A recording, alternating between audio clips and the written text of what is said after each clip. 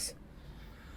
ठीक है, क्या बोला है, ये बोला है हमको x की वैल्यू फाइंड आउट करनी है, और हमको दिया हुआ क्या है कि भाई number of neutrons minus number of protons की जो वैल्यू है, number of neutrons minus number of protons की वैल्यू जो है वो इतनी दी हुई है, तो x की वैल्यू फाइंड आउट करनी है।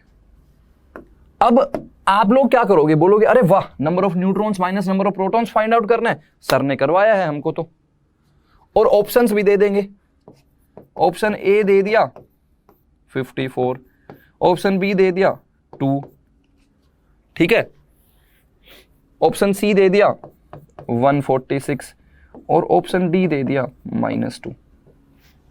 ठीक है, ऑप्शन डी दे दिया -2। अब देखो आप लोग तुरंत एक्साइटमेंट में आ जाओगे, अरे इतने बड़ा एग्जाम दे रहे हैं हम लोग और हमने तो ऐसी चीजें पढ़ी हुई है, चलो फटाफट करो। अरे भाई number of neutrons minus number of proton पूछा है, तो यूरेनियम 92 238 है ना, 92 238 यही लिखा हुआ है, यूरेनियम 92 238। तो इसके लिए आप लोग बोलो नंबर ऑफ प्रोटॉन्स कितने होंगे, 92 होंगे। अच्छा जी, नंबर ऑफ इलेक्ट्रॉन्स कितने होंगे, वो भी 92 होंगे। और नंबर ऑफ न्यूट्रॉन्स कितने होंगे, तो 238 माइनस 92, 238 माइनस 92, 238 माइनस 92, तो ये मेरे हिसाब से 146 हो जाएगा। क्या हो जाएगा, 146। तो कुछ लोग तो 146 पे टिक कर देंगे, कुछ लोग तो 146 पे टिक कर देंगे। अरे नंबर ऑफ न्यूट्रॉन्स 146 आ गए, हाँ नंबर ऑफ न्यूट्रॉन्स ऐसा ही कुछ फाइंड आउट करना है। लेकिन आप लोग देखो कि number of neutrons find out नहीं करना है, तो 146 अपना आंसर नहीं आएगा, ये बात समझने की है। फिर कुछ लोग थोड़े बोलेंगे, अरे सर ने बताया था भाई गलती नहीं करनी है, सिली मिस्टेक्स होने के चांसेस है, हमसे नंबर ऑफ न्यूट्रॉन्स नहीं, number of neutrons minus number of proton पूछा है। तो number of neutron minus number of proton निकालने लग जाएंगे, तो 146 माइनस 92, ये वैल्यू आ गई 54। और सबसे पहले ही ऑप्शन में देखा कि 54 ही लिखा हुआ है, सीधा ऑप्शन ए टिक कर देंगे, वो भी नहीं आएगा। क्वेश्चन पढ़ो तो सही, क्या लिखा हुआ है, फाइंड आउट एक्स, हमको तो एक्स फाइंड आउट करना है, हमको number of neutrons minus number of protons find out ही नहीं करना, हमको क्या फाइंड आउट करना है, एक्स। तो एक्स क्या है, इन्होंने बोला कि number of neutrons minus number of protons की जो वैल्यू आएगी उसको हम लोग 0.54 इंटू 10 की पावर माइनस एक्स लिख रहे हैं। तो number of neutrons minus number of protons आया 54, that is equal to 0.54 into 10 की पावर माइनस एक्स। तो 54 डिवाइडेड बाई 0.54 कर देंगे, 54 डिवाइडेड बाई 0.54 कर देंगे तो 100 हो जाएगा, and that is equal to 10 की पावर माइनस एक्स। अच्छा 100 होता क्या है, 100 क्या होता है, 10 की पावर 2 होता है। सो 10 की पावर 2 इज इक्वल टू 10 की पावर माइनस एक्स। अब कुछ लोग 2 पे टिक कर देंगे, देखो आंसर 2 भी नहीं आएगा, बोलेंगे अरे 10 की पावर 2 बराबर 10 की पावर माइनस एक्स, एक्स की वैल्यू 2। अरे सोच के तो देख लो, 10 की पावर 2 इज इक्वल टू 10 की पावर माइनस एक्स, तो जो ये 2 है वो किसकी वैल्यू आएगी, माइनस एक्स की वैल्यू आएगी। जो 2 है वो एक्स की वैल्यू नहीं आएगी। 10 की पावर 2 इज इक्वल टू 10 की पावर माइनस एक्स, तो यहां पर जो 2 आया वो माइनस एक्स है भाई साहब, और हमसे क्या पूछा है, एक्स की वैल्यू। एक्स की वैल्यू कितनी आएगी, -2। Option D will be correct answer. मतलब तुम देख रहे हो ऑप्शंस ऐसे मिलेंगे कि आपको लगेगा हाँ भाई ये ऑप्शन भी सही है, आपको लगेगा अरे भाई हाँ ये ऑप्शन भी सही है। तो जहां पर आप अटके वहीं पर आप गलत ऑप्शन पे टिक कर दोगे। लास्ट तक भी देख लो, तुमसे गलत ऑप्शन पे टिक करवा सकते हैं 2 पे, सारी कैलकुलेशन भी करवा लेंगे, तुम्हारा टाइम भी वेस्ट करवाएंगे और तुम्हारा क्वेश्चन भी गलत करवा देंगे। आपको ये बात का ध्यान जरूर रखना है कि एग्जाम में पूछा क्या है, सिली मिस्टेक आपको नहीं करनी है। और मतलब आप कितना भी जोर लगा लो, सिली मिस्टेक्स होती ही होती हैं। बस आपको क्या करना है, सिली मिस्टेक्स को मिनिमाइज करना है। मैं ये बोल रहा हूं कि सिली मिस्टेक्स आपसे होंगी, लेकिन आपको उनको मिनिमाइज करना है, सभी से होती हैं, बस आपको क्या करना है, उनको मिनिमाइज करना है। ठीक है जी। अच्छा, तो ये x की वैल्यू हो गई। ये इस तरह के क्वेश्चंस मैंने आपको ये एग्जांपल एक्चुअली इसलिए बताया है कि कैसे आपको चीजें आते हुए भी वो पेपर में ऐसे पूछ लेगा कि आपको नहीं आएंगी या आपको आएंगी तो भी आप गलत कर दोगे। बात समझ आ रही है? नोट करो यार, नोट कर लिया? ठीक है जी। अब हम लोग कुछ एग्जांपल्स कर लेते हैं और उसी उन एग्जांपल्स की हेल्प से ही मैं आपको कुछ डेफिनेशंस भी यहां पर बताऊंगा। जैसे ये है Cl 1735 और ये है Cl 1737। ठीक है, यहां पर हमको बताना है एटॉमिक नंबर क्या होगा। मतलब हमको ऐसा बताना है कि यहां पर एटॉमिक नंबर कितना होगा, यहां पर एटॉमिक नंबर कितना होगा, और फिर एंड में बताना है कि वो सेम है या डिफरेंट है। तो एटॉमिक नंबर बताना है, मास नंबर बताना है, ठीक है, नंबर ऑफ प्रोटॉन्स बताने हैं, नंबर ऑफ इलेक्ट्रॉन्स बताने हैं, नंबर ऑफ न्यूट्रॉन्स बताने हैं, और लास्ट में क्या बताना है, लास्ट में बताना है कि वो सेम है या फिर डिफरेंट है। लास्ट में क्या बताना है, सेम है या डिफरेंट है। तो बहुत सिंपल क्वेश्चन है, क्या करना है, इस टेबल को फिल करना है। एटॉमिक नंबर, इसका एटॉमिक नंबर देखोगे तो इधर 17 है, एटॉमिक नंबर मतलब नीचे वाला नंबर, और इसका एटॉमिक नंबर देखोगे तो वो भी 17 है। तो 17 इसमें 17 इसमें, मतलब सेम है एटॉमिक नंबर। तो भाई बस ये बताना है, ऐसे टेबल फिल करनी है। जैसे मास नंबर देखोगे तो इसमें क्या होगा 35, इसमें क्या होगा 37। तो मास नंबर क्या है एक्चुअली डिफरेंट है। मास नंबर क्या है बोलो डिफरेंट है। अब नंबर ऑफ प्रोटॉन्स बोलो तो नंबर ऑफ प्रोटॉन्स इसमें 17, इसमें भी 17, तो नंबर ऑफ प्रोटॉन्स तो सेम हो गया। नंबर ऑफ इलेक्ट्रॉन्स देखोगे तो इसमें भी 17, इसमें भी 17, वो भी सेम हो गया। नंबर ऑफ न्यूट्रॉन्स देखो तो भाई 35 माइनस 17, नंबर ऑफ न्यूट्रॉन्स की वैल्यू 35 थोड़ी ना होगी, 35 माइनस 17 तो ये आ गया 18, और इधर की तरफ 37 माइनस 17 ये आ गया 20, तो ये वैल्यू क्या है ऑब्वियसली डिफरेंट। मतलब एक्चुअली क्लोरीन के ही दो एटम है, क्या बोल रहा हूं, क्लोरीन के ही दो एटम है, क्लोरीन के ही दो एटम है, और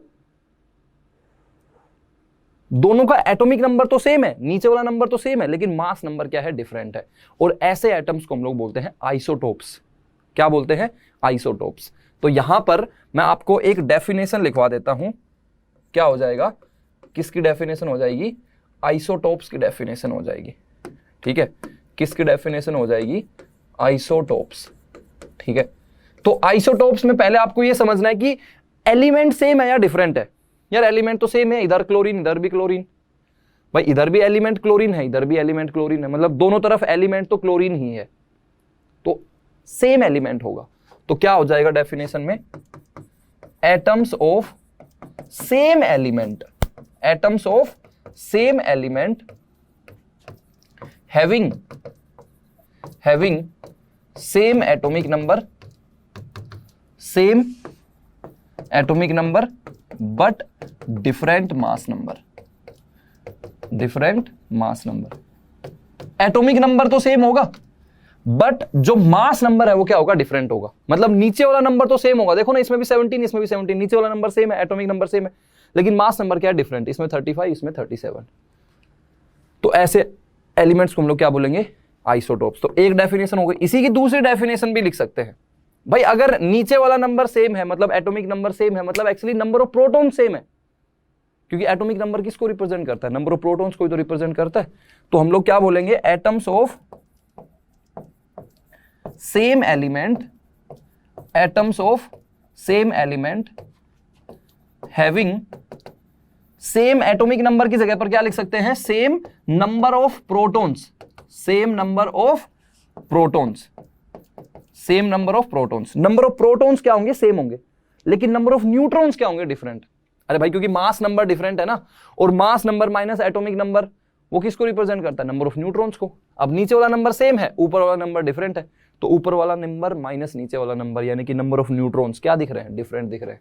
तो मैं क्या बोलूंगा, atoms of same element having same number of protons but different number of neutrons, but different number of neutrons. बोलो हाँ या ना, सही बात है कि नहीं। दो डेफिनेशन लिख सकते हैं, same atomic number different mass number, ऐसा भी लिख सकते हैं, या फिर same number of protons different number of neutrons, ये डेफिनेशन भी लिख सकते हैं।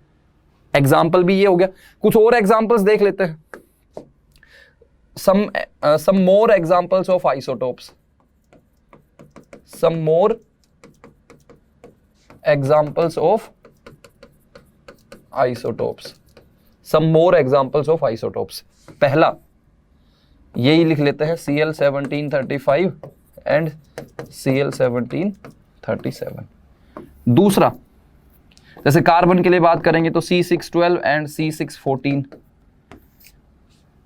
C614 ये कार्बन का एक आइसोटोप होता है जो कि कार्बन डेटिंग में यूज किया जाता है। तो अगर तुमसे कभी क्वेश्चन पूछ ले, मान लो कोई ऑटो वाला क्वेश्चन पूछ ले कि भाई बताओ कार्बन डेटिंग में या फिर age of fossil fuels determine करने में कौन सा कार्बन का आइसोटोप यूज किया जाता है, तो ये वाला यूज किया जाता है C614, क्योंकि ये रेडियो एक्टिव होता है। क्या होता है ये, रेडियो एक्टिव होता है। क्या होता है, रेडियो एक्टिव होता है। ठीक है जी। अच्छा, थर्ड वाला देख लेते हैं। हाइड्रोजन के ना 3 आइसोटोप्स होते हैं, H11, H12 एंड H13। तो इनके बारे में थोड़ा मैं अलग से लिख देता हूं। हाइड्रोजन के 3 आइसोटोप्स होते हैं, याद रखना आपको। नीचे वाला नंबर देखो सभी में 1 1 1, नीचे वाला नंबर सेम है, ऊपर वाला नंबर क्या है डिफरेंट, इसमें 1 इसमें 2 इसमें 3, same atomic number but different mass number. तो हाइड्रोजन के 3 आइसोटोप्स होते हैं और इन तीनों आइसोटोप्स के बारे में अगर हम लोग प्रॉपर्टीज लिखे H11, H12, H13, ठीक है, तो इसको हम लोग बोलते हैं प्रोटियम। क्या बोलते हैं बोलो? प्रोटियम। इसको क्या बोलते हैं? ड्यूटेरियम। नाम से समझ में आ रहा है ड्यूटेरियम, क्योंकि 2 है मास नंबर, ड्यूटेरियम मतलब डी। और इसको बोलते हैं ट्रीटियम यानी कि टी, ट्रीटियम यानी कि टी। तो प्रोटियम, ड्यूटेरियम और ट्रीटियम। तो जब हम लोग नॉर्मल हाइड्रोजन की बात करते हैं तो एक्चुअली इस प्रोटियम की बात करते हैं। कभी कभी हम लोग लिख देते हैं हैवी हाइड्रोजन, तो हैवी हाइड्रोजन मतलब हम लोग इस ड्यूटेरियम की बात करते हैं, ठीक है। तो ड्यूटेरियम को हम लोग हैवी हाइड्रोजन भी लिख सकते हैं, हैवी हाइड्रोजन, ठीक है जी। अच्छा, अब हम लोग अगर बात करेंगे नंबर ऑफ प्रोटॉन्स की, तो इसमें 1, इसमें 1, इसमें 1। बात करेंगे नंबर ऑफ इलेक्ट्रॉन्स की, तो इसमें 1, इसमें 1, इसमें 1। और बात करेंगे नंबर ऑफ न्यूट्रॉन्स की, तो ये 1 - 1 0, ये 1 और ये 2। तो ये वाला देखो, इसमें न्यूट्रॉन हमको दिखाई नहीं देता है। H11 यानी कि प्रोटियम, इसमें न्यूट्रॉन होता ही नहीं है, इसमें न्यूट्रॉन होता ही नहीं है, याद रखना। कुछ 1-2 बातें और बता देता हूं। जैसे अगर हम लोग वाटर लिखते हैं तो मतलब वो H2O होता है, ठीक है। लेकिन अगर कहीं कहीं पर आपको लिखा दिख जाए हैवी वाटर, क्या लिख जाए? हैवी वाटर, तो एक्चुअली वो D2O होगा। मतलब वो ड्यूटेरियम है, हाइड्रोजन का दूसरा वाला आइसोटोप D2O। तो H2O और D2O बहुत ज्यादा डिफरेंस नहीं है। वो D जो है वो एक्चुअली हाइड्रोजन का ही दूसरा आइसोटोप है। So water is H2O and heavy water is D2O। बात समझ आ गई?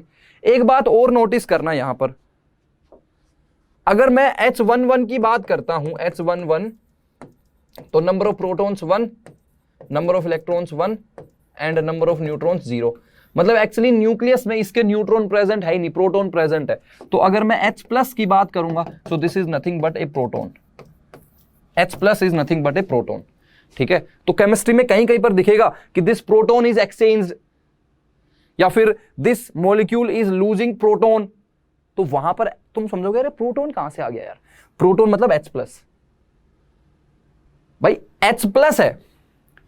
हाइड्रोजन में क्या था कि इमेजिन करो, अब हाइड्रोजन का जो एटम है उसके अंदर न्यूक्लियस होगा और उस न्यूक्लियस के अंदर खाली प्रोटॉन ही प्रेजेंट है और बाहर क्या है? एक इलेक्ट्रॉन घूम रहा है, न्यूट्रॉन तो है ही नहीं। वो इलेक्ट्रॉन घूम रहा था, वो तो उसने लूज कर दिया, एक इलेक्ट्रॉन था वो लूज कर दिया, तो इलेक्ट्रॉन तो पूरा गायब हो गया, मतलब खाली वो न्यूक्लियस बचा। और वो जो न्यूक्लियस बचा उसके अंदर खाली एक प्रोटॉन ही है, मतलब H+ is nothing but A proton. तो कहीं पर भी केमिस्ट्री में आपको प्रोटॉन दिख जाए मतलब आपको समझना है कि H+ है। क्लियर हो गई बात? नोट करो। अंडरस्टूड यार, ये बात हो गई। अब मैं आपको कुछ आइसोटोप्स के बारे में कुछ इंपॉर्टेंट पॉइंट्स बता देता हूं। आइसोटोप्स के बारे में कुछ इंपॉर्टेंट पॉइंट्स बता देता हूं। जैसे आइसोटोप्स में आपको ये तो पता है कि एटॉमिक नंबर सेम है, मास नंबर डिफरेंट है, मतलब मास तो डिफरेंट होगा उनका। And mass is obviously a physical property. इसका मतलब क्या है कि जो आइसोटोप्स है उनमें फिजिकल प्रॉपर्टीज क्या होंगी? डिफरेंट होंगी। उनमें फिजिकल प्रॉपर्टीज क्या होंगी? बोलो, डिफरेंट होंगी। लेकिन उनकी केमिकल प्रॉपर्टीज जो है वो सेम रहती हैं। मतलब हाइड्रोजन का जो प्रोटियम वाला हाइड्रोजन है या फिर ड्यूटेरियम वाला हाइड्रोजन है, उनकी केमिकल प्रॉपर्टीज क्या होंगी? बिल्कुल सेम होंगी। मतलब जहां पर रिएक्शन हो रही होंगी ना, तो वहां पर वो दोनों सेम बिहेवियर दिखाएंगे। जैसे प्रोटियम बिहेवियर दिखाता है वैसा ही ड्यूटेरियम बिहेवियर दिखाएगा। तो यहां पर एक नोट करने वाला पॉइंट ये है, नोट करने वाला पॉइंट ये है कि isotopes will have same chemical properties but different physical properties। क्या हो जाएगा? isotopes will have same chemical properties, will have same chemical properties but different physical properties. ठीक है, तो पहला तो ये पॉइंट हो गया। एक दूसरा पॉइंट होता है आम का। आम खाए आपने? आम आम आम, अरे आम, मैंगो, हम लोग उसको आम ही लिखते हैं हिंदी में, आम, AAM, एवरेज एटॉमिक मास। ये आम का कॉन्सेप्ट क्या होता है वो मैं आपको समझाता हूं। ठीक है, तो आम मतलब क्या है बोलो? एवरेज एटॉमिक मास। तो हम लोग क्या पढ़ेंगे अभी? आम पढ़ेंगे भाई। आम मतलब एवरेज एटॉमिक मास। ठीक है, यहां पर मैं आपको बताऊंगा कि मास नंबर और एटॉमिक मास में क्या डिफरेंस होता है। जनरली अभी तक आपको ऐसी फीलिंग आ रही होगी कि जो मास नंबर है वही एटॉमिक मास होता है, बट एक्चुअली ऐसा नहीं है। जो एटॉमिक मास है वो थोड़ा सा डिफरेंट चीज है as compare to mass number, और वहीं पर मैं आपको ये बात बताऊंगा कि आम क्या होता है। ठीक है जी, तो आम देखते हैं पहले। खाए आपने आम? बताओ यार कमेंट करके, खाए है क्या आम? आम, आम मतलब एवरेज एटॉमिक मास, एवरेज एटॉमिक मास, एवरेज एटॉमिक मास, आम एवरेज एटॉमिक मास। ठीक है, एवरेज एटॉमिक मास। तो ये एवरेज मतलब एवरेज सुन के तुम्हारे दिमाग में इतना तो फीलिंग आ रहा होगा कि हाँ भाई कुछ नंबर्स को जोड़ेंगे और फिर डिवाइड करेंगे किसी चीज से। जैसे मान लो 4 और 5 का एवरेज निकालना है तो 4 + 5 डिवाइडेड बाई 2 कर देंगे। ऐसे निकालते हैं एवरेज, यही तो निकालते हैं। 4 और 5 का ऐड कर दिया और उसमें 2 से डिवाइड कर दिया, यही तो बात होती। तो यहां पर आपको बात समझने वाली यह है कि एवरेज एटॉमिक मास कैसे निकालते हैं, तो समझने की कोशिश करेंगे। जैसे मैंने आपको बताया कि क्लोरीन के 2 आइसोटोप्स एग्जिस्ट करते हैं। 2 isotopes of chlorine exist in nature. मैं क्लोरीन के एग्जांपल से बताता हूं, फिर एक जनरल फंडा भी बता दूंगा। सो 2 isotopes of chlorine exist in nature. Chlorine के 2 आइसोटोप्स एग्जिस्ट करते हैं नेचर में। मानते हो या नहीं मानते हो बोलो? 2 isotopes of chlorine exist in nature. Chlorine के 2 आइसोटोप्स एग्जिस्ट करते हैं नेचर में। मानते हो या नहीं मानते हो? मानते हो, अभी बताया था। अब Cl1735 एंड Cl1737, यही है Cl1735 एंड Cl1737। मतलब नीचे वाला नंबर 17 है, एटॉमिक नंबर 17 है, मास नंबर इसमें 35 है, इसमें 37 है। आइसोटोप्स की यही डेफिनेशन थी, same atomic number but different mass number. अच्छा जी, तो अब हम लोग ना इनको ऐसे, नीचे वाला नंबर तो 17 है वो फिक्स्ड है, अब उस पे फोकस मत करो, उसको भूल जाओ, उसको भूल जाओ। तो मतलब मैं इसको ना ऐसे लिख देता हूं यार, Cl35 एंड Cl37। तो इसको देख के तुम कंफ्यूज तो नहीं हो जाओगे। मतलब Cl35 Cl37, नीचे वाला नंबर इसमें भी 17 है, नीचे वाला नंबर इसमें भी 17 है, तो वो मैंने गायब कर दिया, उसका कोई रोल नहीं है यहां पर। तो मैंने लिख दिया कि हाँ भाई Cl1735 को ना मैं Cl35 लिख देता हूं। वो अंडरस्टूड है कि भाई नीचे 17 है। Cl1737 को मैं Cl37 लिख देता हूं, अंडरस्टूड है कि नीचे 17 है। अरे यार जैसे ब्रदर है तो उसको अपन क्या बोलते हैं? ब्रो। तो ब्रो ब्रदर मतलब जैसे ये BROTHER, तो अपन ने क्या किया, कूल बनने के चक्कर में ये THER को काट दिया, हमने बोला ब्रो। तो ब्रो मतलब वो अंडरस्टूड है कि ब्रदर बोल रहा है, भाई बोल रहा है, वो यही बात है ना। तो वैसे ही जब मैंने Cl35 लिखा ना तो अंडरस्टूड है कि उसमें नीचे 17 है। जब मैंने Cl37 लिखा ना तो अंडरस्टूड है कि उसमें नीचे 17 है। तो हम लोग वो 17 को खा गए, जैसे हम लोग यहां पर THER को खा गए थे ना ब्रदर में, तो वैसे ही ब्रो बोल दिया खाली, THER को खा गए, वैसे हम लोग इधर 17 को खा गए। ठीक है जी, तो हम लोगों ने बोला कि Cl35 है, हम लोगों ने बोला Cl37 है। ठीक है भाई, अब देखो ध्यान से समझना। अब मैं यहां पर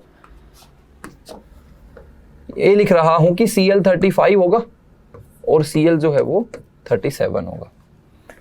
अब यार इसका मतलब एक्चुअली ये है कि क्लोरीन के 2 आइसोटोप्स एग्जिस्ट करते हैं नेचर में।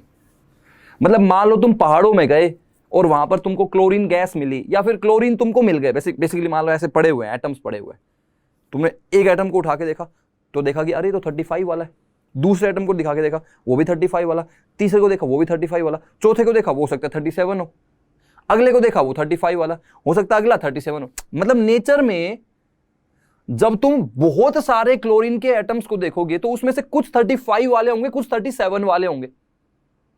अब उस पे हमारा कोई कंट्रोल नहीं है कि भाई 35 वाले कितने होंगे और 37 वाले कितने होंगे, वो भगवान ने बना दिया, वो नेचर ने बना दिया, उस पे अपना कोई कंट्रोल नहीं है। So natural distribution of any element is fixed which is given by God और अर्थ। उसमें हमारा कोई रोल नहीं है, उसमें हम कुछ कर ही नहीं सकते। मतलब जैसे मान लो तुमने कहीं से पहाड़ों आड़ों में से ऐसे क्लोरीन के एटम्स ढूंढ निकाले उसमें ये एटम देखा तो 35 वाला था, ये देखा था 35 वाला, ये वाला 35, ये वाला 35, ये वाला 35, ये वाला 35, 35 ऐसे व्हाइट कलर से मैं दिखा देता हूं कि भाई ये 35 वाला है, ठीक है। फिर जब मैंने बाकी कुछ देखे तो ये 37 वाले भी थे, यहां पे 37 37 37। सो व्हाइट कलर वाला क्या है बोलो, व्हाइट कलर वाला क्या है Cl35, येलो कलर वाला क्या है Cl37। So this is your natural distribution of chlorine. Natural distribution of chlorine. इसमें तुम और हम लोग कुछ कर सकते हैं क्या? इसमें तुम और हम लोग कुछ कर सकते हैं या नहीं कर सकते? तुम चाहो तो क्या ये सारे के सारे 35 वाले बना दोगे? बिल्कुल नहीं बना दोगे। अरे वो तो भगवान ने बना दिए, वो तो नेचर ने बना दिया कि भाई 37 वाले इतने होंगे, 35 वाले इतने होंगे।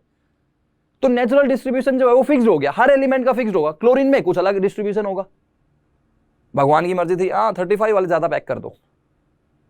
जब भगवान ने क्लोरीन को बनाया, भगवान ने एटम्स भेजे, तो भगवान को लगा रहे चलो ठीक है 35 वाले ज्यादा पैक कर दो। फिर दूसरे वाले केस में जैसे मतलब कुछ और, जैसे हाइड्रोजन वाले केस में उसने बोला H11 वाले ज्यादा पैक कर दो। कार्बन के केस में बोला C612 पैक कर दो।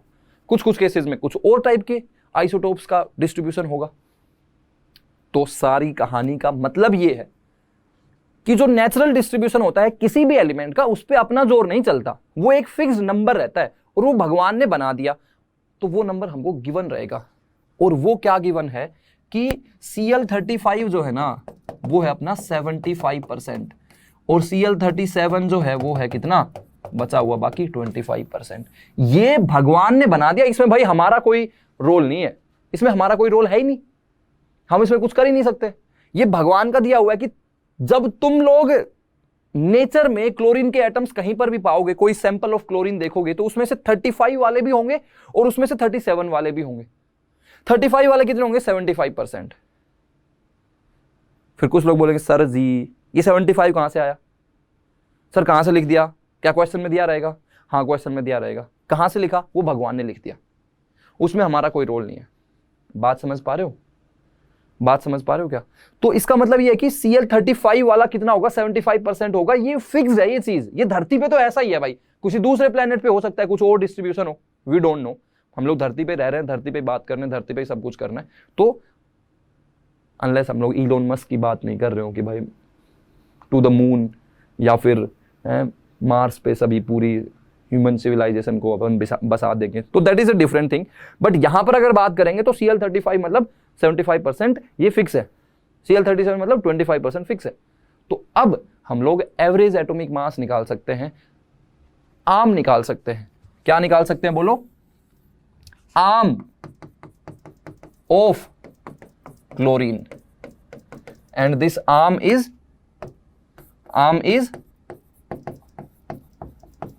एवरेज एटॉमिक मास। एवरेज एटॉमिक मास। अच्छा एक बात बताओ, ये परसेंट का मतलब क्या है? मतलब अगर आपने एक सैंपल उठाया और उसमें क्लोरीन के 100 एटम्स थे, है ना, परसेंट मतलब 100 में से कितना, तो मतलब अगर आपने क्लोरीन का सैंपल उठाया और उस क्लोरीन के सैंपल में टोटल कितने एटम थे? 100 एटम थे, तो उसमें से 35 वाले कितने होंगे? 75 एटम्स होंगे। और 37 वाले कितने होंगे बचे हुए? 25। तो average atomic mass of chlorine क्या आ जाएगा? कुछ मत करो, जो आपका मास नंबर दिया हुआ है 35, उसका कितना डिस्ट्रीब्यूशन है? 75। तो 35 इंटू क्या कर दो 75 प्लस 37 वाले कितने एटम्स हैं? 25। तो 37 into 25 divided by total atoms कितने? 100। और इसको फील करने की कोशिश करो यार। भाई आपने 100 एटम्स उठा लिए, देखो ऐसे फील करना, आपने 100 एटम्स उठा लिए, तो ये 35 वाला, ये 35 वाला, ये 35 वाला, ये 35 वाला, ये 35 वाला, ये 35 वाला, ऐसे कितनी बार 35 वाले आ जाएंगे? 75 टाइम्स। फिर आपने देखा तो भाई 37 वाले दिखने लग गए, तो 37 वाला, ये 37 वाला, ये थोड़ा 37 37 37 ऐसे कितने दिखे? 25। तो हमको एवरेज निकालना तो बचपन से सिखाया है, जितने भी पार्टिकल्स दिए वो सभी के मास को ऐड कर दो divided by total number of particles. तो जब ऐड करोगे तो 35 को प्लस 35 प्लस 35 प्लस 35 ऐसे कितनी बार ऐड करोगे? 75 टाइम्स ऐड करोगे। फिर बाद में 37 प्लस 37 प्लस 37 ऐसे कितनी बार ऐड करोगे? 25 बार ऐड करोगे और डिवाइड बाय टोटल पार्टिकल्स कितने हैं? 100 है। तो 35 प्लस 35 प्लस 35 प्लस 35 कितनी बार? 75 बार। तो 35 इंटू 75 हो गया कि नहीं हो गया? 37 प्लस 37 प्लस 37 कितनी बार? 25 बार। तो 37 इंटू 25 हो गया कि नहीं हो गया? और डिवाइडेड बाई 100। अरे वही तो है ये, वही तो था ये। तो अब उतनी फील में ना जाते हुए हमको क्या करना है? जो भी मास नंबर है मल्टीप्लाइड बाई उसका परसेंटेज डिस्ट्रीब्यूशन। तो 35 into 75 plus 37 into 25 divide by 100। वैसे तो इसको सोल्व कर सकते हो, तुम लोग सोल्व कर सकते हो ना। अरे ये मल्टीप्लाई कर लो प्लस ये मल्टीप्लाई कर लो डिवाइड बाई 100। मैं इसको थोड़ा और सिंपल तरीके से कर देता हूं। मतलब वैसे तो कर लोगे तो ये वैल्यू 35.5 आएगी, जो कि क्लोरीन का एक्चुअली एटॉमिक मास होता है ना। तुमने बहुत सारी जगह पर मोलिकुलर मास निकालते टाइम क्लोरीन का एटॉमिक मास जो है वो 35.5 लिया होगा। तो वो एक्चुअली उसका एवरेज एटॉमिक मास है। क्या है बोलो? एवरेज एटॉमिक मास है। तो इसका मतलब ये है कि भाई 35 into 75 plus 37 into 25 divide by 100 है ना। मैं क्या करूंगा, यहाँ पे ऊपर 25 कॉमन ले लूंगा। एक बार कॉमन ले लो, मल्टीप्लाई अगर नहीं करना चाहते हो तो 25 कॉमन ले लो। तो ये 35 इंटू 3 बन गया और प्लस ये 37 इंटू 1 बन गया और डिवाइडेड बाई 100। फिर 25 को 100 से कैंसिल आउट कर दिया तो 4। 35 इंटू 3 कितना आ जाएगा? 70। ये 105 प्लस 137 डिवाइडेड बाई 4। तो ये वैल्यू आ गई 142 डिवाइडेड बाई 4। 2 से कैंसिल आउट कर दिया तो 71/2 मतलब 35.5। और वही AMU एटॉमिक मास यूनिट 35.5 आ जाएगा क्लोरीन का आम। क्या आया? आम एवरेज एटॉमिक मास। तो ये जो 35.5 है, क्या ये मास नंबर है? नहीं, मास नंबर तो इस वाले का 35 है, इस वाले का 37 है। मास नंबर हमेशा एक इंटीजर वैल्यू होगी, क्योंकि मास नंबर किसको रिप्रेजेंट करती है? Number of protons plus number of neutrons को। अब नंबर ऑफ प्रोटॉन्स मान लिए तुमने 17, तो क्या नंबर ऑफ न्यूट्रॉन्स 18.5 आएंगे? कभी आ ही नहीं सकते ऐसे। तो जो मास नंबर है that will always be N integer, but atomic mass जो है वो इंटीजर भी हो सकता है और फ्रैक्शनल भी हो सकता है, क्योंकि वो एवरेज एटॉमिक मास को रिप्रेजेंट करता है। मास नंबर में हमेशा number of protons plus number of neutrons होते हैं, तो वो हमेशा एक इंटीजर वैल्यू ही देंगे। लेकिन जो एटॉमिक मास है वो फ्रैक्शनल वैल्यू भी आ सकता है, जैसा कि क्लोरीन के केस में हम लोग देखते हैं कि उसका जो एटॉमिक मास है वो 35.5 आता है। लेकिन अगर मास नंबर देखेंगे तो एक आइसोटोप का 35 आएगा, एक आइसोटोप का 37 आएगा। तो जो हम लोग average atomic mass find out करते हैं वो आइसोटोप्स के नेचुरल डिस्ट्रीब्यूशन की हेल्प से फाइंड आउट करते हैं। ठीक है जी, समझ में आ गई बात? नोट कर लो यार, ये नोट कर लिया यार सभी ने? ठीक है। अच्छा, एक बात और समझ लेते हैं। मैं इसको थोड़ा सा वैसे भी समझा देता हूं कि ये 35 लिख लेते हैं, ये हम लोग क्या लिख लेते हैं? 35, और ये लिख लेते हैं 37। ठीक है, क्योंकि क्लोरीन के दो आइसोटोप्स एग्जिस्ट करते हैं, एक 35 वाला और एक 37 वाला। तो इधर 35 लिख लिया, इधर 37 लिख लिया। अगर मान लो, है ना, सोच के देखना, अगर मान लो कि क्लोरीन के सारे एटम्स 35 वाले ही होते, 37 वाला होता ही नहीं। मतलब भगवान ने ऐसा कर दिया होता कि भाई कोई 37 कुछ नहीं है, सब खत्म करो, 35 वाले एलिमेंट्स ही रहेंगे धरती पे।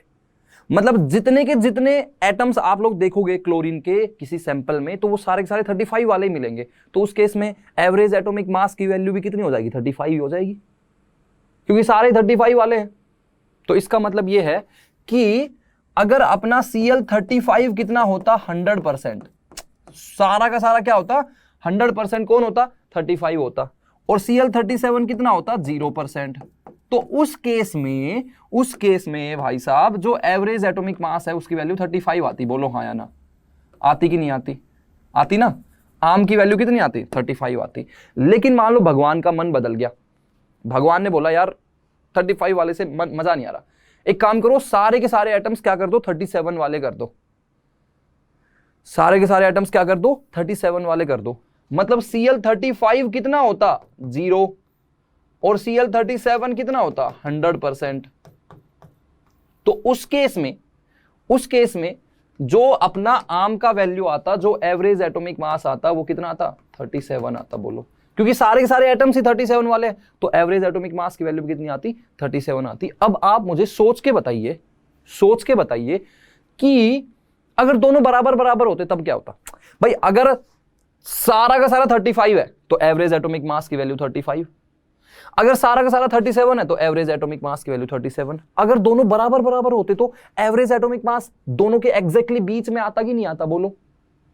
अरे भाई जब दोनों बराबर बराबर होते तो एवरेज एटॉमिक मास क्या होता, एग्जैक्टली बीच में आता। और 35 और 37 के बीच में एग्जैक्टली बीच में क्या एग्जिस्ट करता है, 36 एग्जिस्ट करता है। तो आप मुझे बताइए 36 एवरेज एटॉमिक मास कब आता, एवरेज एटॉमिक मास 36 कब आता, जब दोनों बराबर बराबर होते। और बराबर बराबर मतलब 50-50%। इसका मतलब यह है कि Cl35 कितना होता, 50%, और Cl37 भी कितना होता, 50%। जब दोनों बराबर बराबर मतलब कि 50-50% होते, उस केस में जो एवरेज एटॉमिक मास की वैल्यू है वो कितनी आएगी, 36 आएगी। आप लोग चेक भी कर सकते हो कि 36 ही आएगी कि नहीं आएगी। बात समझ में आ रही? मतलब अगर सारा का सारा 35 वाला ही होता तो वैल्यू 35 आ जाती, अगर सारा का सारा 37 ही होता तो वैल्यू 37 आ जाती, अगर दोनों बराबर बराबर होते तो एग्जैक्टली बीच में आ जाती, 36 आ जाती। अच्छा एक बात बताओ, 35 वाला है यहां पर 100%, इधर है 35 50%। अगर इन दोनों का मिड पॉइंट भी ले लूंगा तब क्या होगा बताना, इन दोनों का मिड पॉइंट 35 और 36 का मिड पॉइंट, जब अपने पास में Cl35 कितना हो, 100 और 50 के बीच में, यानी कि 75%, और Cl37 कितना हो, 25%। जब ये डिस्ट्रीब्यूशन होगा तो उस केस में वैल्यू कितनी आएगी, 35 और 36 के बीच में, यानी कि 35.5। और यही तो अपना नेचुरल डिस्ट्रीब्यूशन होता है, यही तो हमने कैलकुलेट किया कि Cl35 अगर 75% है और ये 25% है तो उस केस में इन दोनों के बीच में आ जाएगा 35.5। अच्छा अगर मान लो कि मुझे 36.5 चाहिए होता एवरेज एटॉमिक मास, 36.5 चाहिए होता, तो मैं भगवान से क्या प्रे करता कि भगवान क्लोरीन का कौन सा आइसोटोप कितना रखो। तो बता सकते हो बिल्कुल, कैसे बता सकते हो बोलो, इन दोनों के बीच में। तो ये यहां पर Cl35 कितना है, 50%, इधर Cl35 कितना है, 0%, तो इधर Cl35 मान लो आप 25% और Cl37 कितना मान लो, 75%। कितना मान लो बोलो, 75%। ठीक है जी, तब हमारा आर्म की वैल्यू 36.5% आती, 36.5 AMU आती। तो ये तो एक मैंने बीच बीच के कुछ नंबर्स बता दिए। अब किसी भी एलिमेंट में आर्म की वैल्यू तो कुछ भी हो सकती है। तो एक टाइप का जो क्वेश्चन होगा वो तो कुछ ऐसा होगा कि भाई हमको नेचुरल डिस्ट्रीब्यूशन दे दिया और बोला कि आर्म की वैल्यू निकालो। जैसे इस केस में हमको नेचुरल डिस्ट्रीब्यूशन दे दिया कि भाई Cl35 कितना है, 75%, और Cl37 कितना है, 25%, तो आर्म की वैल्यू निकालो। ठीक है, अब एक केस क्या हो सकता है कि हमको आर्म की वैल्यू दे दी और बोला कि नेचुरल डिस्ट्रीब्यूशन तुम बताओ। अगर नेचुरल डिस्ट्रीब्यूशन दिया हुआ है तो आर्म की वैल्यू निकाल ली, 35.5 आ गई। अगर खाली आर्म की वैल्यू दी होती तो नेचुरल डिस्ट्रीब्यूशन निकाल सकते थे, नहीं निकाल सकते थे, बिल्कुल निकाल सकते थे। तो अगर सिंपल नंबर होते तो इस ऐसे लाइन से निकाल सकते हैं, लेकिन एक जनरल आइडिया भी तो होना चाहिए। तो मैं एक क्वेश्चन आपको करवाता हूं कि जिसमें हमको आर्म की वैल्यू दी हुई होगी, आर्म की वैल्यू दी हुई है और बोला कि नेचुरल डिस्ट्रीब्यूशन बताओ। ठीक है, तो क्लोरीन वाला एग्जाम्पल ही ले लेते हैं, फिर एक एग्जाम्पल और करवा दूंगा। तुम बोलोगे सर क्लोरीन वाले का तो आपको याद था, सर क्लोरीन वाले का तो याद था आपको, कोई और एग्जाम्पल भी करवाओ। लेकिन मैं पहले क्लोरीन वाला एग्जाम्पल पहले क्लोरीन वाला एग्जाम्पल इसलिए करवा देता हूं ताकि आपको प्रूफ भी रहे कि हाँ भाई ऐसा ही नेचुरल डिस्ट्रीब्यूशन दिया हुआ था तो आर्म की वैल्यू ये आई थी। देखो भाई नेचुरल डिस्ट्रीब्यूशन 75 और 25 दिया हुआ था तो आर्म की वैल्यू 35.5 आई थी। मतलब अगर मैं आर्म की वैल्यू 35.5 दे दूं तो नेचुरल डिस्ट्रीब्यूशन ये आना चाहिए, अरे यही तो आना चाहिए, तो वेरीफाई भी हो जाएगा भाई यही आ रहा है कि नहीं आ रहा है। ठीक है, तो एक बार चेक कर लेते हैं और फिर एक जनरल एग्जांपल भी देख लेंगे। तो एक एग्जांपल कर लेते हैं, क्या बोला है कि टू आइसोटोप्स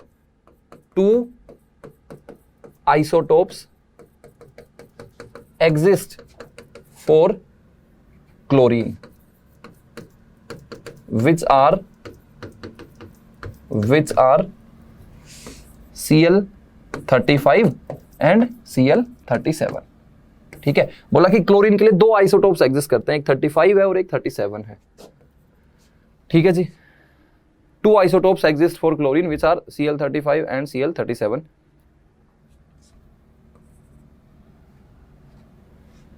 एंड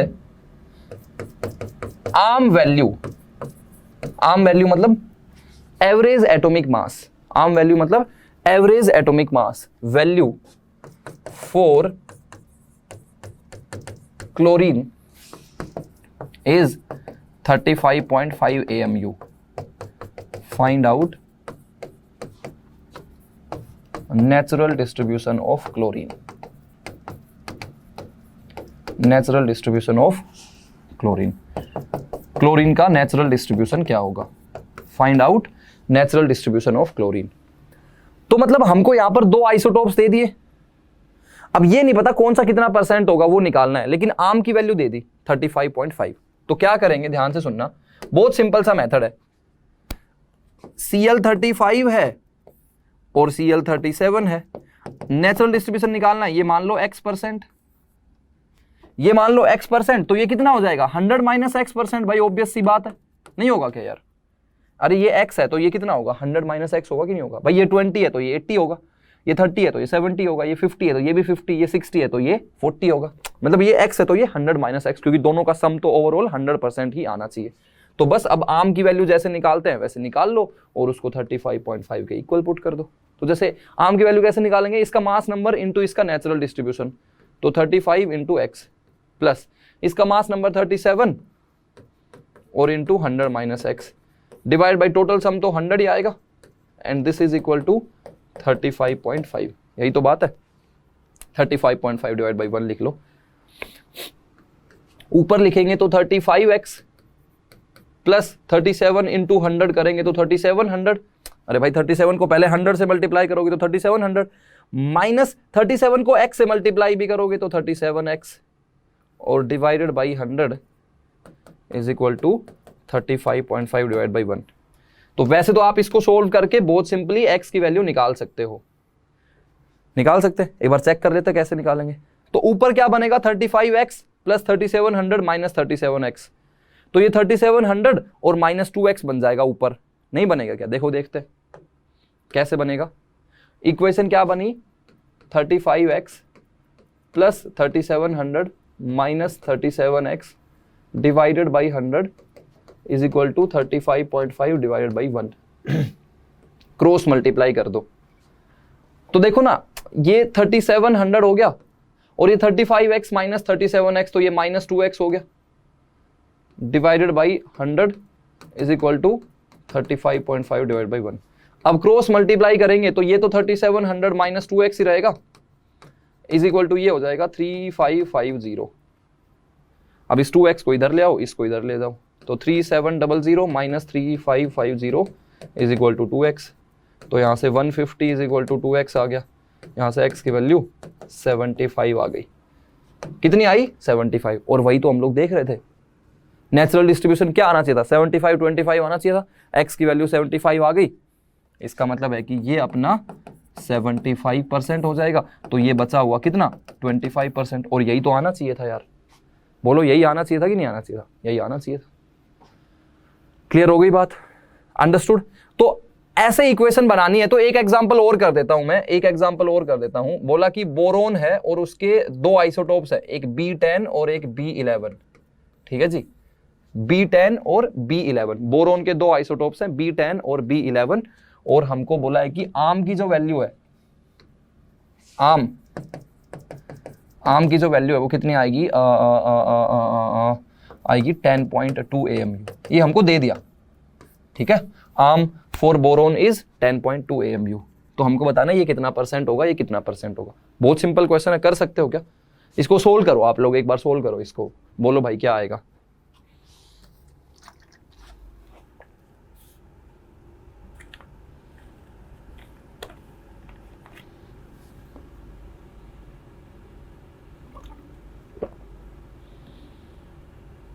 कर लिया भाई सोल्व.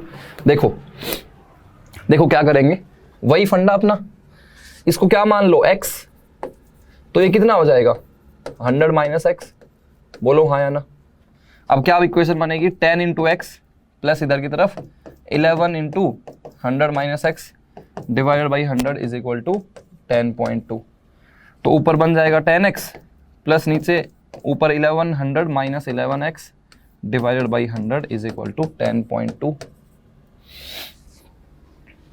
तो यहीं पर सोल्व हो जाएगा ये, तो ऊपर बन जाएगा 1100 minus x divide by 100 is equal to 10.2।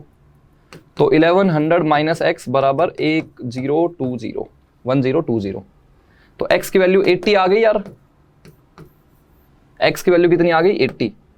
मतलब ये वाला कितना हो जाएगा 80%, ये वाला 80% और ये वाला 20%।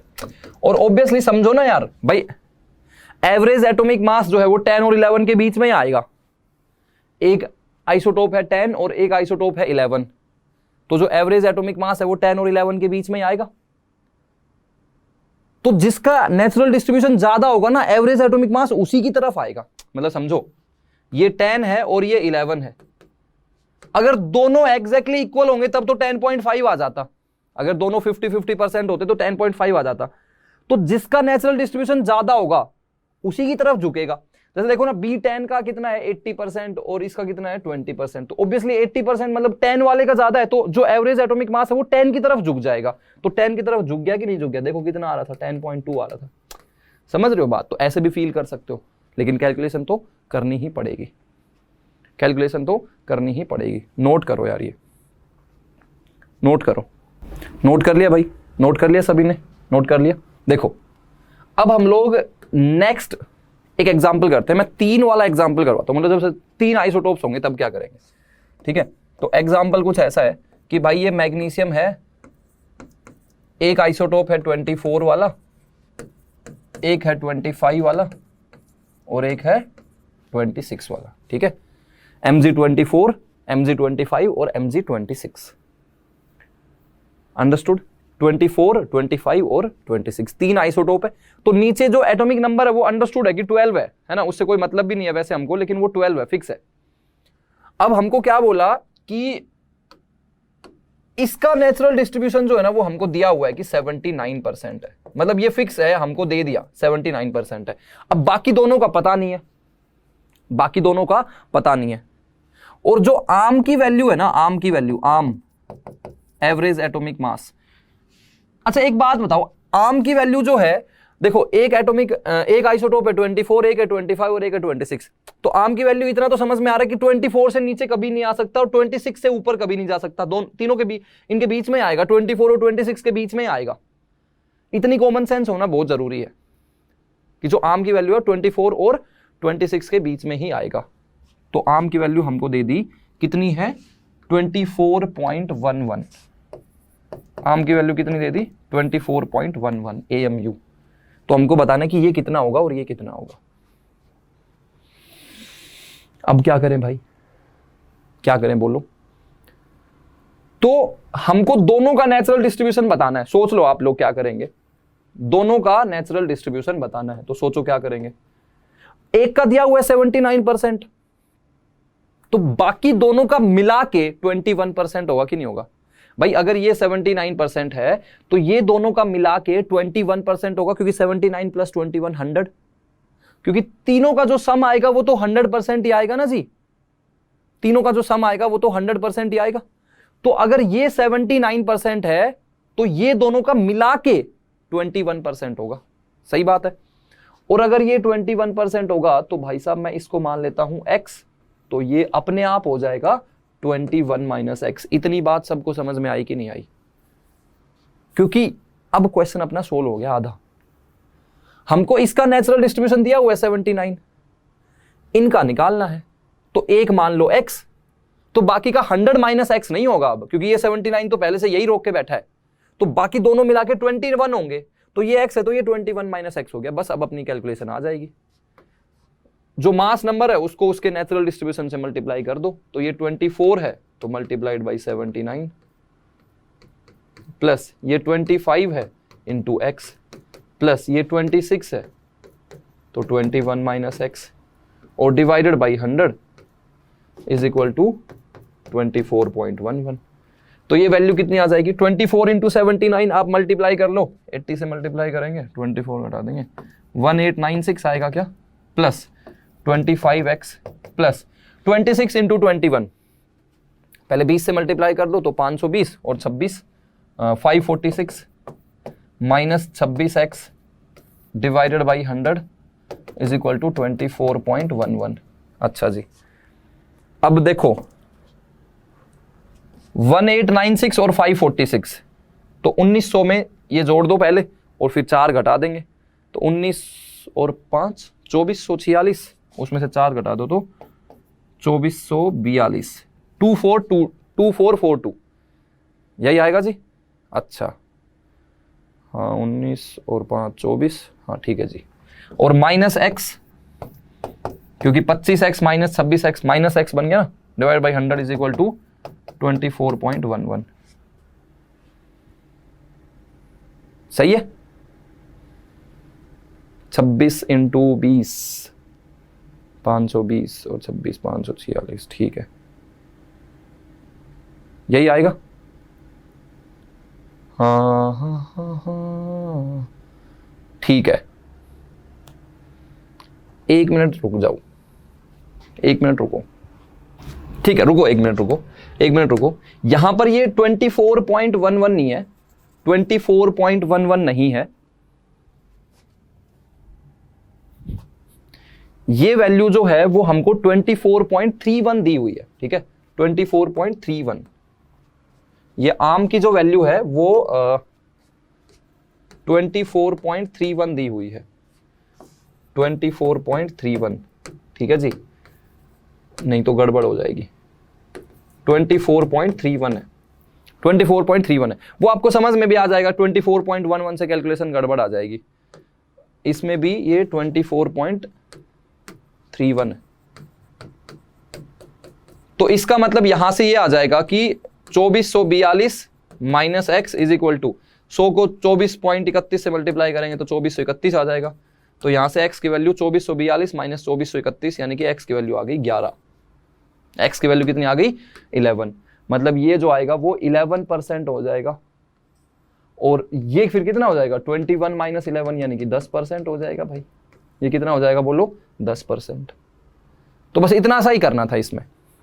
वो 24.11 से करोगे तो एक्चुअली कुछ गड़बड़ आ जाएगी, कुछ कैलकुलेशन में नेगेटिव वैल्यूज आ जाएंगे। तो 24.31 हमको दिया हुआ है, ठीक है, अंडरस्टूड। तो 3 वाला भी कर लोगे ना। 3 वाले का अगर हमको करना है तो 1 का नेचुरल डिस्ट्रीब्यूशन हमको दिया होना चाहिए, तभी फिर हम लोग बाकी दोनों का निकाल सकेंगे, नहीं तो वैसे तीनों का इंडिपेंडेंटली नहीं निकाल सकते। समझ में आ गया? अब देखो यार, इसको नोट करो।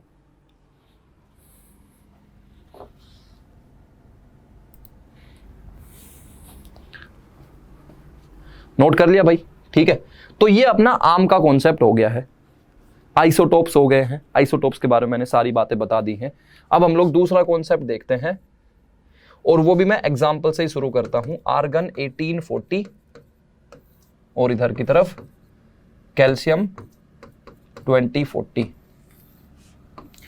हमको देखना है एटॉमिक नंबर,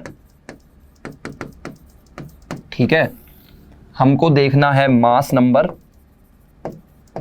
हमको देखना है नंबर ऑफ प्रोटॉन्स, हमको देखना है नंबर ऑफ इलेक्ट्रॉन्स, हमको देखना है नंबर ऑफ न्यूट्रॉन्स, और फिर लास्ट में ये भी लिखना है कि सेम है या डिफरेंट है। ठीक है, सेम है या डिफरेंट है। तो यहां पर देखना ध्यान से, अगर हम लोग एटॉमिक नंबर देखेंगे तो नीचे वाला नंबर मतलब इसमें 18, इसमें 20, क्या सेम है या डिफरेंट है? तो ऑब्वियसली हमको नंबर डिफरेंट दिखाई दे रहा है। मास नंबर देखेंगे तो ऊपर वाला नंबर 40, इधर भी ऊपर वाला नंबर 40, मतलब मास नंबर हमको क्या दिखाई दे रहा है? सेम दिखाई दे रहा है। उसके अलावा नंबर ऑफ प्रोटॉन्स इसमें 18 है, इसमें 20 है, अगेन डिफरेंट है यार।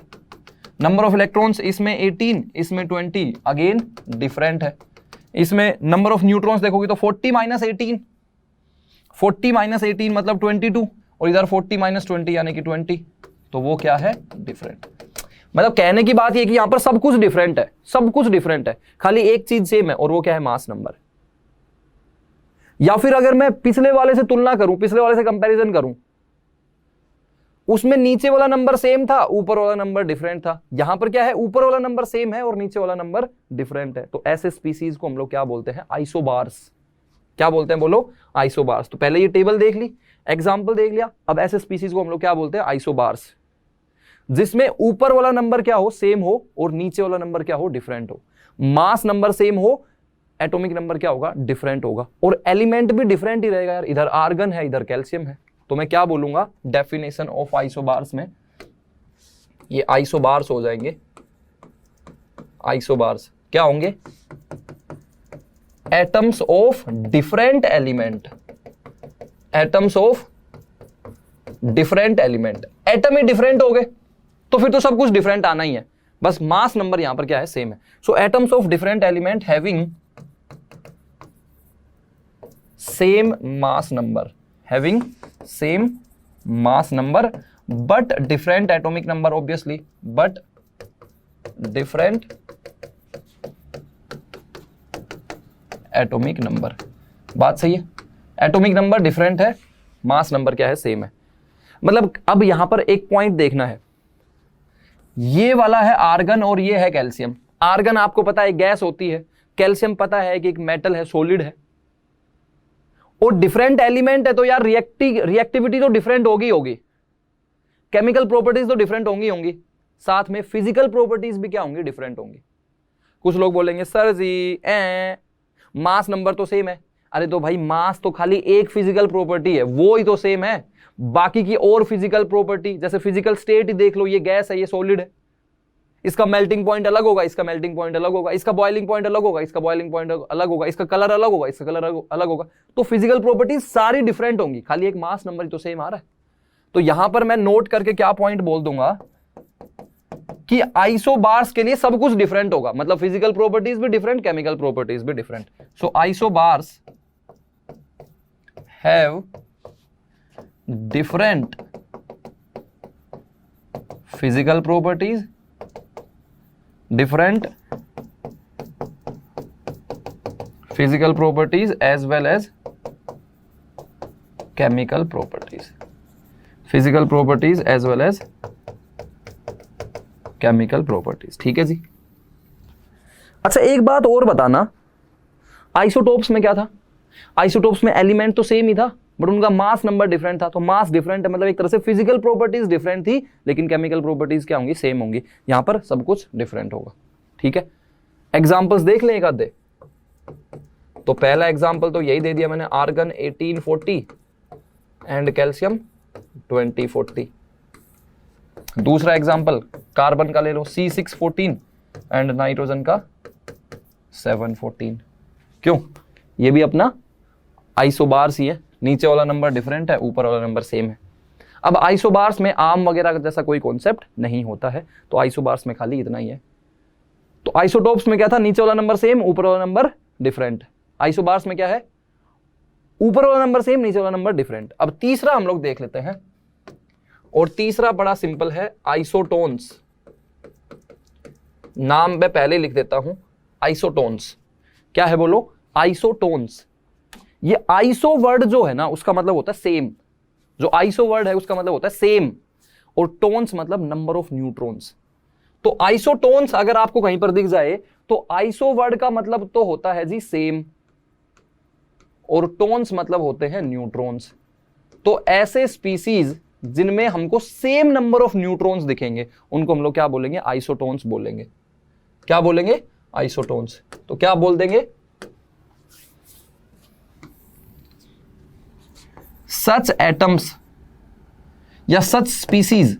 अब उन स्पीसीज में हमारे एटम्स भी हो सकते हैं, मॉलिक्यूल्स भी हो सकते हैं, आयंस भी हो सकते हैं। सच स्पीसीज हैविंग सेम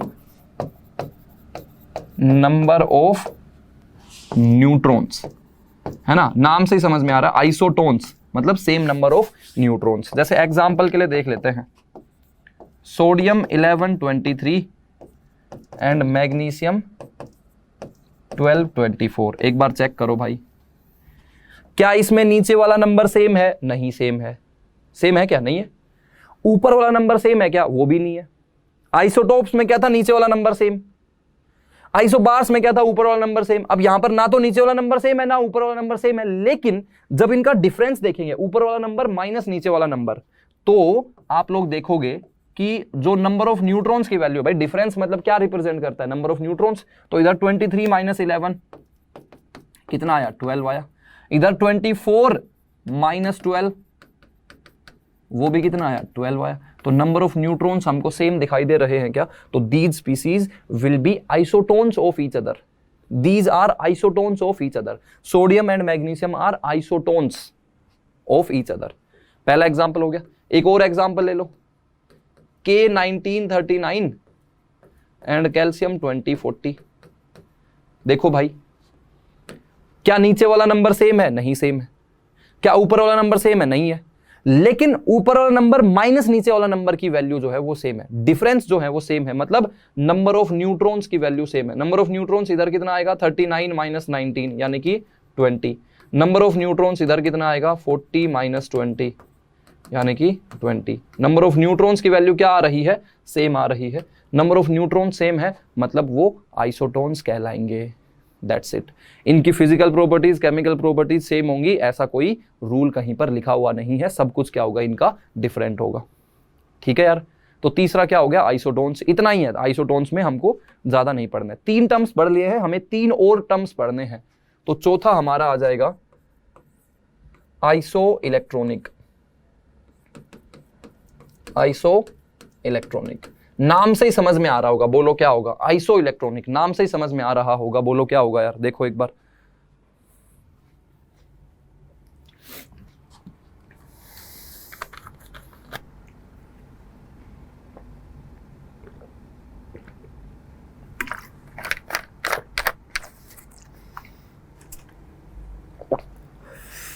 समझ में आ रहा है क्या, समझ में आ रहा है कि क्या होगा आइसो इलेक्ट्रॉनिक। आइसो वर्ड का मतलब क्या बताया था मैंने, आइसो वर्ड का मतलब होता है जी सेम। आइसो वर्ड का मतलब क्या होता है, सेम। और इलेक्ट्रॉनिक मतलब नंबर ऑफ इलेक्ट्रॉन्स, मतलब क्या होगा बोलो, सेम नंबर ऑफ इलेक्ट्रॉन्स होंगे, same number of electrons. Iso electronic मतलब सेम नंबर ऑफ इलेक्ट्रॉन्स। तो डेफिनेशन क्या हो जाएगी, डेफिनेशन क्या हो जाएगी, डेफिनेशन क्या हो जाएगी, स्पीसीज। अब उसमें स्पीसीज में एटम्स भी हो सकते हैं, मॉलिक्यूल्स भी हो सकते हैं और आयंस भी हो सकते हैं। So species having same number of electrons, having same number of electrons, species having same number of electrons, उनको हम लोग क्या बोलेंगे, क्या बोलेंगे, आइसो इलेक्ट्रॉनिक स्पीसीज बोलेंगे। एग्जाम्पल देखें क्या, एग्जाम्पल देखें, देखना ध्यान से देखना। एग्जाम्पल है अपना SO4 2 माइनस यानी कि sulphate ions and PO4 3 minus phosphate ions. ये एक आयन है, ये भी एक आयन है। इसमें नंबर ऑफ इलेक्ट्रॉन्स चेक करेंगे, इसमें भी नंबर ऑफ इलेक्ट्रॉन्स चेक करेंगे, सेम नंबर ऑफ इलेक्ट्रॉन्स आएंगे। चेक करते हैं, ठीक है, पहला। दूसरा है O2 एंड S। पहले इस एग्जाम्पल के बारे में बताता हूं, O2 एंड S। ऑक्सीजन का एटॉमिक नंबर होता है 8, तो O2 है, तो एक ऑक्सीजन में 8 इलेक्ट्रॉन्स, 8 इलेक्ट्रॉन्स, दूसरे में भी 8, तो इसमें नंबर ऑफ इलेक्ट्रॉन्स कितने हो गए, 16। और सल्फर का एटॉमिक नंबर ही होता है 16, तो इसमें भी 16 इलेक्ट्रॉन्स, इसमें भी 16 इलेक्ट्रॉन्स, मतलब दोनों में कितने इलेक्ट्रॉन्स आएंगे, 16 आ जाएंगे। नंबर ऑफ इलेक्ट्रॉन्स इसमें भी 16, इसमें भी 16। अच्छा, इसमें अगर तुम देखोगे तो सभी में ही नंबर ऑफ इलेक्ट्रॉन्स 50 आएंगे, इसमें भी 50, इसमें भी 50। चेक कर लेते हैं एक बार SO4 2 minus and PO4 3 minus का। SO4 2 माइनस में अगर आप नंबर ऑफ इलेक्ट्रॉन्स काउंट करने की कोशिश करोगे तो सल्फर के तो हो जाएंगे 16। ऑक्सीजन का एटॉमिक नंबर होता है 8, तो 8 × 4 और प्लस 2 इलेक्ट्रॉन एक्स्ट्रा और है भाई, 2 माइनस है ना, तो माइनस कब आता है, जब कहीं से इलेक्ट्रॉन छीन लिए हो, तो 2 इलेक्ट्रॉन और एक्स्ट्रा, तो भाई 16 + 32 + 2, तो ये 34 और 16 50 आ गए। ठीक है। अगर मान लो फॉस्फेट है PO4 3 माइनस, तो फॉस्फोरस का एटॉमिक नंबर होता है 15 प्लस फिर से वही 8 × 4 और प्लस 3, तो 15 + 32 + 3 कितना आ गया, 50 आ गया। तो आइसो इलेक्ट्रॉनिक स्पीसीज हो गए कि नहीं हो गए, सेम नंबर ऑफ इलेक्ट्रॉन्स हुए कि नहीं हुए, सेम नंबर ऑफ इलेक्ट्रॉन्स, और सेम नंबर ऑफ इलेक्ट्रॉन्स है तो इनको हम लोग क्या बोलेंगे, आइसो इलेक्ट्रॉनिक, क्या बोलेंगे बोलो, आइसो इलेक्ट्रॉनिक। समझ में आ गई बात, SO4 2 माइनस, PO4 3 माइनस। अच्छा मान लो यही क्वेश्चन एग्जाम में आ जाता कि भाई बताओ SO4 2 माइनस और PO4 3 माइनस जो है वो आइसो इलेक्ट्रॉनिक है या नहीं, मतलब एक ऑप्शन में ऐसा होता और आपको चेक करना होता, तो आप मतलब जैसे एग्जाम का पॉइंट ऑफ व्यू थोड़ा अलग होता है ना। एग्जाम में अगर आ जाता तो थोड़ा ऐसा सोचते हम लोग, SO4 2 minus and PO4 3 minus, तो भाई इसमें भी 4 ऑक्सीजन, इसमें भी 4 ऑक्सीजन, तो ऑक्सीजन वाले काउंट ही क्यों कर रहे हो यार, SO4 और इसमें PO4, तो O4 O4 इसको तो भूल ही जाओ, मतलब सल्फर का 16 और 2 इलेक्ट्रॉन एक्स्ट्रा ये ऐड कर लो 18 हो गए, फॉस्फोरस का 15 और 3 इलेक्ट्रॉन एक्स्ट्रा ऐड कर लो 18 हो गए। अब बाकी के ऑक्सीजन वाले और इधर भी ऑक्सीजन वाले तो बराबर ही आएंगे, वो काउंट करने की जरूरत ही नहीं है। देखो इधर भी 32 थे और इधर भी 32 थे, तो वो काउंट करने की जरूरत नहीं है, ये थोड़ी फास्ट कैलकुलेशन के लिए। और दोस्तों यही छोटी छोटी चीजें आपको एग्जाम में जो है वो यूज करनी है, तभी आपकी स्पीड जो है वो फास्ट होगी। समझ रहे हो भाई, इसमें करोगे और इसमें करोगे तो कम से कम 5 से 7 सेकंड का तो फर्क आएगा। अब ऐसे ही तुमने चारों ऑप्शंस में थोड़ा थोड़ा फर्क ला दिया, 30 सेकंड का फर्क आ गया, बस इतना तो काफी है। एक क्वेश्चन में 30 सेकंड का डिफरेंस अगर तुम ला देते हो तो बहुत बड़ी बात है। तो मतलब ये आपको अंडरस्टैंडिंग दिखानी है कि भाई हाँ इधर ऑक्सीजन 4 है, इधर भी ऑक्सीजन 4 है, तो उनको इलेक्ट्रॉन्स काउंट ही मत करो क्योंकि दोनों में ही सेम है, तो जो एक्स्ट्रा चीजें बस उनके लिए देख लो। समझ में आ गई बात, क्लियर हो गया। तो यहां पर मैं कुछ और एग्जांपल्स देखता हूं, some more examples of isoelectronic species, some more examples of isoelectronic species, some more examples of isoelectronic species, some more examples of isoelectronic species। कुछ और एग्जांपल्स देख लेते हैं आइसोइलेक्ट्रॉनिक स्पीसीज के, ठीक है। Some more examples of isoelectronic species, जैसे अपना पहला एग्जांपल है Na+, Mg2+ और Al3+, ठीक है, Al3+। Na का एटॉमिक नंबर होता है 11, मैग्नीशियम का होता है 12 और एल्यूमिनियम का होता है 13। तो अगर मैं बात करूं नंबर ऑफ प्रोटॉन्स की, नंबर ऑफ प्रोटॉन्स, वो तो इसमें 11 होंगे, इसमें 12 होंगे, इसमें 13 होंगे। तुम बोलोगे सर नंबर ऑफ प्रोटॉन तो सेम है ही नहीं। अरे नंबर ऑफ प्रोटॉन सेम नहीं है, लेकिन नंबर ऑफ इलेक्ट्रॉन्स देखो, नंबर ऑफ इलेक्ट्रॉन्स, तुम बोलोगे सर नंबर ऑफ प्रोटॉन और नंबर ऑफ इलेक्ट्रॉन तो इक्वल ही होते हैं, नंबर ऑफ प्रोटॉन और नंबर ऑफ इलेक्ट्रॉन तो इक्वल ही होते हैं, तो यहां पर नंबर ऑफ प्रोटॉन 11 है तो नंबर ऑफ इलेक्ट्रॉन भी 11 होने चाहिए। लेकिन ये न्यूट्रल एटम नहीं है, ये आयन दिया हुआ है Na+, तो Na+ है मतलब एक इलेक्ट्रॉन लूज कर दिया होगा, तो इसमें कायदे से 11 इलेक्ट्रॉन्स होने चाहिए थे, लेकिन एक इलेक्ट्रॉन लूज कर दिया मतलब 10 इलेक्ट्रॉन हो गए। इसमें प्रोटॉन कितने हैं, 12, एटॉमिक नंबर 12 है तो नंबर ऑफ प्रोटॉन 12, लेकिन इस पे Mg2+ लिखा हुआ है, मतलब 2 इलेक्ट्रॉन इसने लूज कर दिए, तो 12 होने चाहिए थे, 10 हो जाएंगे क्योंकि 2 इलेक्ट्रॉन इसने लूज कर दिए। इलेक्ट्रॉन्स की बात कर रहा हूं, प्रोटॉन अभी भी उतने ही रहेंगे, न्यूक्लियस के अंदर जो प्रोटॉन्स प्रेजेंट है वो तो अभी भी उतने ही रहेंगे, लेकिन इलेक्ट्रॉन्स की वैल्यू देखोगे, एल्यूमिनियम के अंदर भी कितना आ जाएगा, 10 आ जाएगा। ये बात सभी को समझ में आई क्या? So Na+, Mg2+ and Al3+, these are isoelectronic species of each other. अब यहां पर मैं आपको एक बहुत इंपॉर्टेंट बात बताने वाला हूं, वो है इनकी साइज की कंपैरिजन को लेके। Na+, Mg2+ और Al3+ की साइज का अगर कंपैरिजन करोगे, तुमसे पूछ ले भाई अगर नंबर ऑफ इलेक्ट्रॉन्स इनमें सेम है तो क्या इनकी साइज भी सेम होगी, क्या इनकी रेडियस भी सेम होगी? So the answer is no. क्या इनकी रेडियस सेम होगी? बिल्कुल भी सेम नहीं होगी। और यहां पर मैं आपको एक छोटा सा ट्रिक भी बताऊंगा, लेकिन पहले लॉजिक बता देता हूं। भाई लॉजिक ये है कि जो न्यूक्लियस है उस पर पॉजिटिव चार्ज रहता है ओवरऑल, क्योंकि न्यूक्लियस के अंदर प्रोटॉन्स और न्यूट्रॉन्स रहते हैं, और न्यूक्लियस पे ओवरऑल चार्ज क्या रहता है? पॉजिटिव रहता है। और उसके बाहर क्या होता है? इलेक्ट्रॉन्स घूमते रहते हैं, ऐसे तो इलेक्ट्रॉन्स घूमते रहते हैं ना, उसके बाहर हाँ ऐसे, उसके चारों तरफ इलेक्ट्रॉन्स चक्कर काटते रहते हैं, यही बात है ना।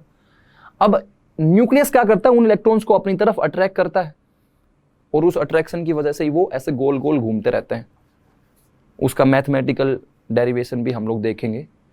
कुल मिला के बात यह है कि न्यूक्लियस पे चार्ज पॉजिटिव, इलेक्ट्रॉन पे नेगेटिव, तो न्यूक्लियस इलेक्ट्रॉन को अपनी तरफ खींचने की कोशिश करता है। अब न्यूक्लियस पे जितना ज्यादा पॉजिटिव चार्ज रहेगा, वो इलेक्ट्रॉन को अपनी तरफ उतना ही ज्यादा खींचेगा कि नहीं खींचेगा? बोलो, बिल्कुल खींचेगा यार। अब इलेक्ट्रॉन तो सभी में क्या है, बराबर है, 10 है। इसका मतलब यह है कि जो न्यूक्लियस वाला पॉजिटिव चार्ज है वो डिसाइड करेगा कि साइज कैसी होगी, वो डिसाइड करेगा कि साइज कैसी होगी। खुद सोच के देखो, एक में 11 प्रोटॉन है, एक में 12 प्रोटॉन है, एक में 13 प्रोटॉन है, कौन सा वाला सबसे ज्यादा फोर्स ऑफ अट्रैक्शन लगाएगा, ये वाला या फिर ये वाला या फिर ये वाला। मान लो इसको मैं बोल देता हूं ए, इसको बोल देता हूं बी और इसको बोल देता हूं सी। आप खुद सोच के बताओ कि कौन सा वाला सबसे ज्यादा फोर्स ऑफ अट्रैक्शन लगाएगा इलेक्ट्रॉन को अपनी तरफ खींचने के लिए। ऑब्वियसली ये वाला, क्योंकि इसके न्यूक्लियस के अंदर 13 प्रोटॉन है, ज्यादा प्रोटॉन है, ज्यादा पॉजिटिव चार्ज है, तो वो इलेक्ट्रॉन को ज्यादा अपनी तरफ खींचेगा, सिकुड़ जाएगा। मतलब ये वाला जो आयन है वो क्या होगा, सिकुड़ जाएगा। बात समझ में आ रही है? सिकुड़ेगा तो ये भी, लेकिन उतना नहीं सिकुड़ पाएगा।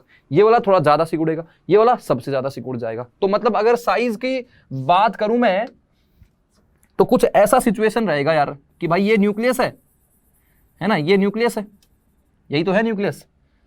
इसके अंदर 11 प्रोटॉन, तो ये जो इलेक्ट्रॉन को अपनी तरफ खींचेगा ना, अपन लोग सिर्फ आउटर मोस्ट इलेक्ट्रॉन दिखा देते हैं। तो ये आउटर मोस्ट इलेक्ट्रॉन कुछ ऐसा रहेगा, उसको खींच तो रहा है ऐसे।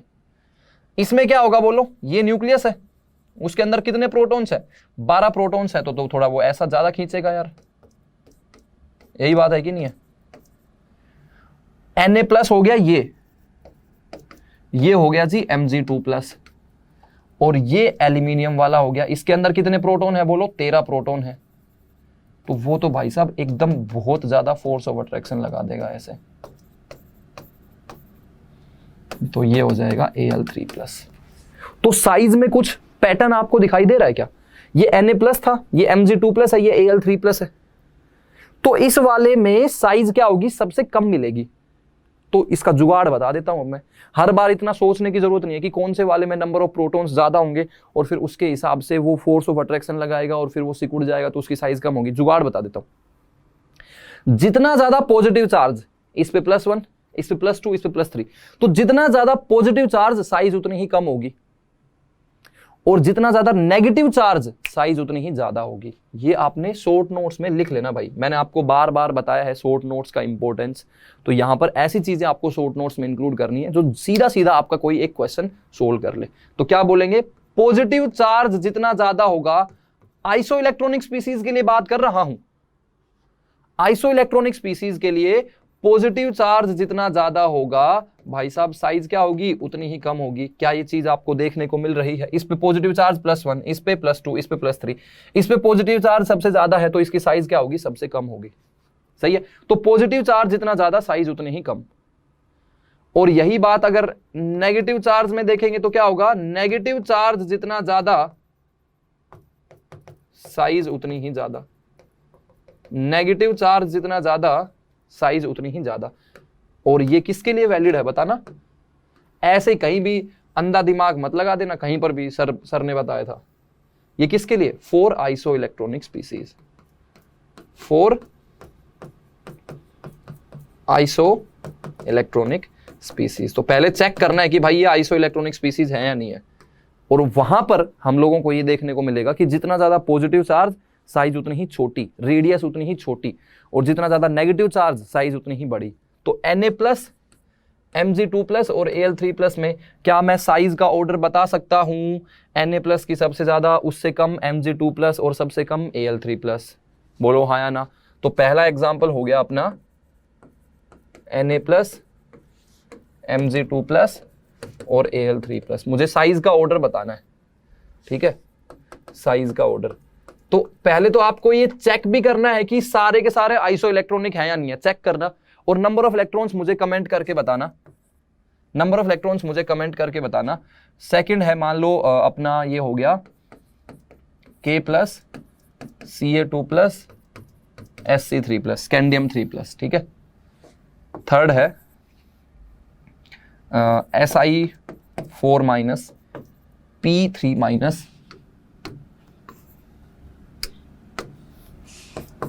P3-, S2-, Cl-, K+, Ca2+, ठीक है।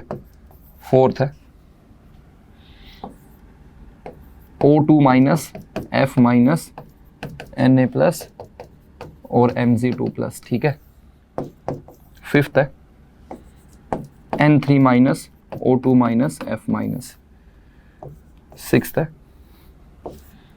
C4 minus Na plus Al3+। ये 6 स्पीसीज है, 6 एग्जाम्पल्स मैंने दिए हैं। इसमें आप लोग अगर देखोगे तो ये सारे के सारे मैंने आइसो इलेक्ट्रॉनिक स्पीसीज लिखी हुई हैं। आपको कमेंट करके बताना है कि भाई इसमें, जैसे इनमें बताना है कि भाई कितने नंबर ऑफ इलेक्ट्रॉन्स है सभी में, है ना, सेम है लेकिन कितने हैं, इसमें कितने हैं, ऐसे ही बताना है इसमें कितने हैं। अब साइज का ऑर्डर मैं आपको बता देता हूं, देखो कितना फटाफट से हो जाएगा अपना काम। तो साइज के लिए मैंने क्या बोला था, अगर आपको आइसो इलेक्ट्रॉनिक स्पीसीज दिख जाए, जितना ज्यादा पॉजिटिव चार्ज साइज उतनी ही कम। जैसे इसमें देखोगे तो +1, इस पे +2, इस पे +3, तो जितना ज्यादा पॉजिटिव चार्ज साइज उतनी ही कम, तो इसकी साइज सबसे कम होगी। तो ये ऑर्डर आ जाएगा, बोलो हाँ या ना।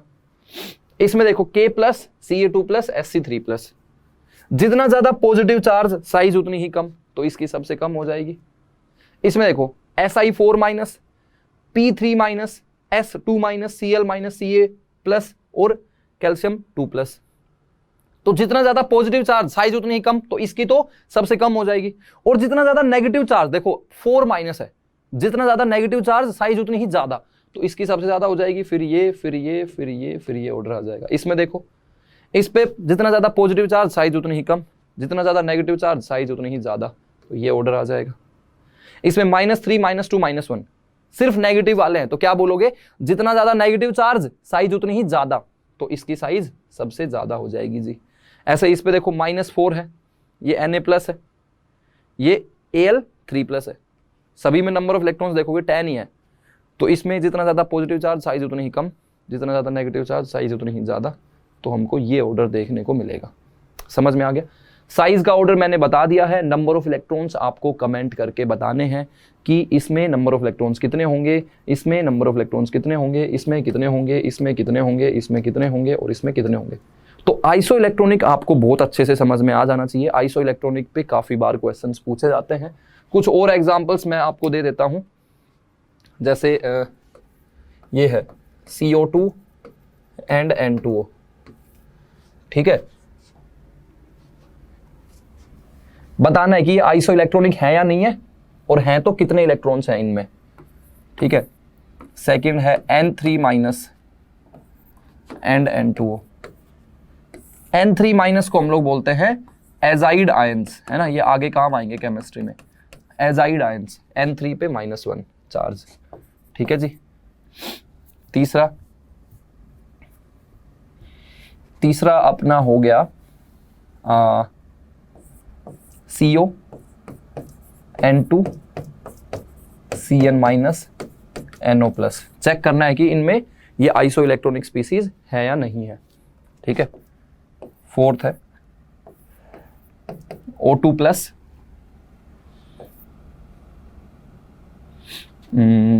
O2+ और कौन सा हो जाएगा, हाँ CO- NO। इसमें बताना है कि ये आइसो इलेक्ट्रॉनिक है या नहीं है, और हैं तो कितने इलेक्ट्रॉन्स कॉमन है। तो ये आपका होमवर्क में हो जाएगा, ठीक है। तो आइसो इलेक्ट्रॉनिक पे मैं आपको सफिशिएंट एग्जांपल्स करवा चुका हूं। आइसो इलेक्ट्रॉनिक में कोई गलती नहीं होनी चाहिए, क्योंकि आइसो इलेक्ट्रॉनिक पे सवाल पूछते हैं, इसीलिए मैंने आइसो इलेक्ट्रॉनिक पे इतना आपको टाइम दिया है। अच्छा, वो एग्जाम्पल याद है ना, O2 एंड S।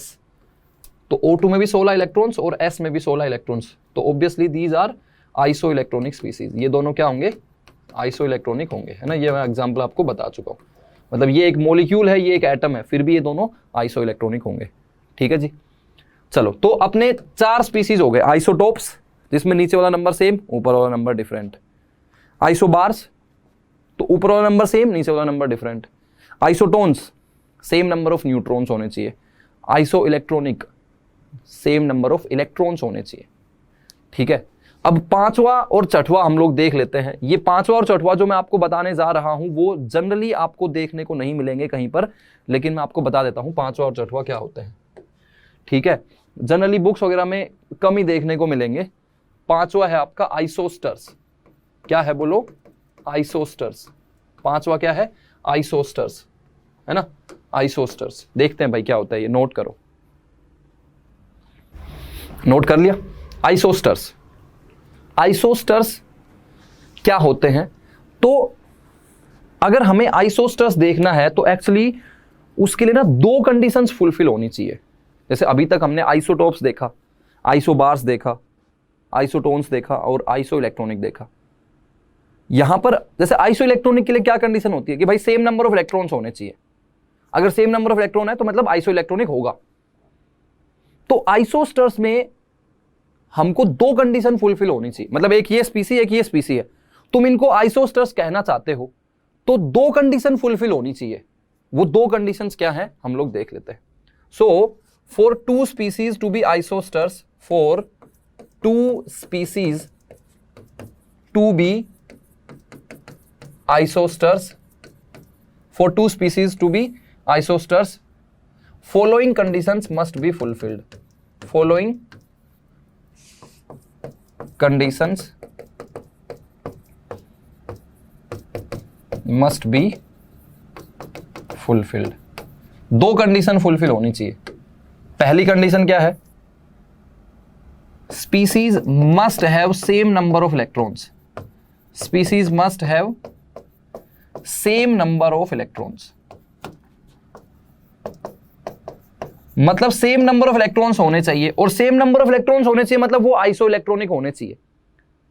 मतलब आइसो इलेक्ट्रॉनिक तो होने ही होने चाहिए, साथ में एक और कंडीशन हो कि सेम नंबर ऑफ एटम्स भी होने चाहिए। क्या होने चाहिए? Same number of atoms. और ऐसे स्पीसीज को हम लोग क्या बोलेंगे? जो ये दोनों कंडीशंस को फुलफिल करता है, ऐसे स्पीसीज को हम लोग क्या बोलेंगे? आइसोस्टर्स। तो आइसोस्टर्स होने के लिए सेम नंबर ऑफ इलेक्ट्रॉन्स तो होने ही होने चाहिए, मतलब आइसो इलेक्ट्रॉनिक तो होना ही होना चाहिए, साथ में सेम नंबर ऑफ एटम्स भी होना चाहिए। क्या सिर्फ आइसो इलेक्ट्रॉनिक हो गया? आइसो इलेक्ट्रॉनिक है तो गारंटी है कि आइसोस्टर होगा ही होगा? बिल्कुल गारंटी नहीं है भाई। अगर आइसो इलेक्ट्रॉनिक हो गया मतलब सेम नंबर ऑफ इलेक्ट्रॉन्स है लेकिन सेम नंबर ऑफ एटम्स नहीं मिले, तब क्या करोगे? तो फिर आइसोस्टर्स नहीं होगा फिर उस केस में। मतलब कहने का मतलब यह है कि भाई साहब सेम नंबर ऑफ इलेक्ट्रॉन्स तो होने ही होने चाहिए, साथ में सेम नंबर ऑफ एटम्स भी होने चाहिए। मतलब अगर आइसो इलेक्ट्रॉनिक हो गया, आइसो इलेक्ट्रॉनिक हो गया तो जरूरी नहीं है कि आइसोस्टर हो, जरूरी नहीं है कि आइसोस्टर हो। अच्छा एक बात बताओ, मान लो मेरे को दे दे कि ये वाली स्पीसी और ये वाली स्पीसी ये आइसोस्टर है, तो वो आइसो इलेक्ट्रॉनिक होंगे या नहीं होंगे? पक्का होंगे। अगर ये स्पीसी और ये स्पीसी आइसोस्टर हैं तो अगर ये दोनों आइसोस्टर है मतलब ये दोनों कंडीशन फुलफिल हो रही है, और दोनों कंडीशन फुलफिल हो रही है मतलब सेम नंबर ऑफ इलेक्ट्रॉन्स तो होंगे ही होंगे, मतलब वो आइसो इलेक्ट्रॉनिक तो होगा ही होगा। मतलब अगर तुमको बोला कि ये दोनों आइसोस्टर हैं so they must be isoster, they must be isoelectronic species. If these two species are isosters of each other, they must be isoelectronic to each other. अगर ये दे दिया कि ये हमारे पास में ये जो दो स्पीसी हैं ये आइसोस्टर्स हैं, इसका मतलब है कि ये दोनों कंडीशन फुलफिल हो रही है, मतलब सेम नंबर ऑफ इलेक्ट्रॉन्स तो है ही है, मतलब आइसो इलेक्ट्रॉनिक होगा, जरूरी है आइसो इलेक्ट्रॉनिक होना। लेकिन अगर हमको दे दे कि ये दोनों स्पीसीज जो है वो आइसो इलेक्ट्रॉनिक है, ये दोनों स्पीसीज आइसो इलेक्ट्रॉनिक है, तो क्या गारंटी है, क्या मस्ट है कि ये आइसोस्टर्स होंगे ही होंगे? बिल्कुल मस्ट नहीं है भाई। अगर ये दोनों आइसो इलेक्ट्रॉनिक हैं मतलब सेम नंबर ऑफ इलेक्ट्रॉन्स है, सेम नंबर ऑफ इलेक्ट्रॉन्स है तो एक ही कंडीशन तो फुलफिल हुई, सेम नंबर ऑफ एटम्स हो सकता है हो सकता है ना हो, तो मतलब आइसोस्टर्स हो भी सकते हैं नहीं भी हो सकते हैं। एग्जांपल्स करवाता हूं तो उसको ज्यादा समझ में आएगा। जैसे हम लोग एक एग्जांपल देख लेते हैं भाई, CO2 एंड N2O, ठीक है, CO2 एंड N2O। अगर हम लोग इसमें नंबर ऑफ इलेक्ट्रॉन्स देखेंगे तो कार्बन में 6, ऑक्सीजन में 8 + 8, 8 और 8 16 और 6 22। इसमें देखेंगे नाइट्रोजन में तो 7 + 7 + 8, 7 + 7 14 और 8 22। नंबर ऑफ इलेक्ट्रॉन्स इसमें भी 22, नंबर ऑफ इलेक्ट्रॉन्स इसमें 22, मतलब नंबर ऑफ इलेक्ट्रॉन्स तो सेम है। नंबर ऑफ एटम्स चेक करो, कार्बन का 1, ऑक्सीजन के 2, मतलब टोटल 3 एटम्स, नाइट्रोजन का 2, ऑक्सीजन का 1, टोटल 3 एटम्स। मतलब कि ये दोनों स्पीसीज में CO2 और N2O में नंबर ऑफ इलेक्ट्रॉन्स भी सेम है और साथ साथ में नंबर ऑफ एटम्स भी सेम है। मतलब दोनों कंडीशन फुलफिल हो रही है कि नहीं हो रही है?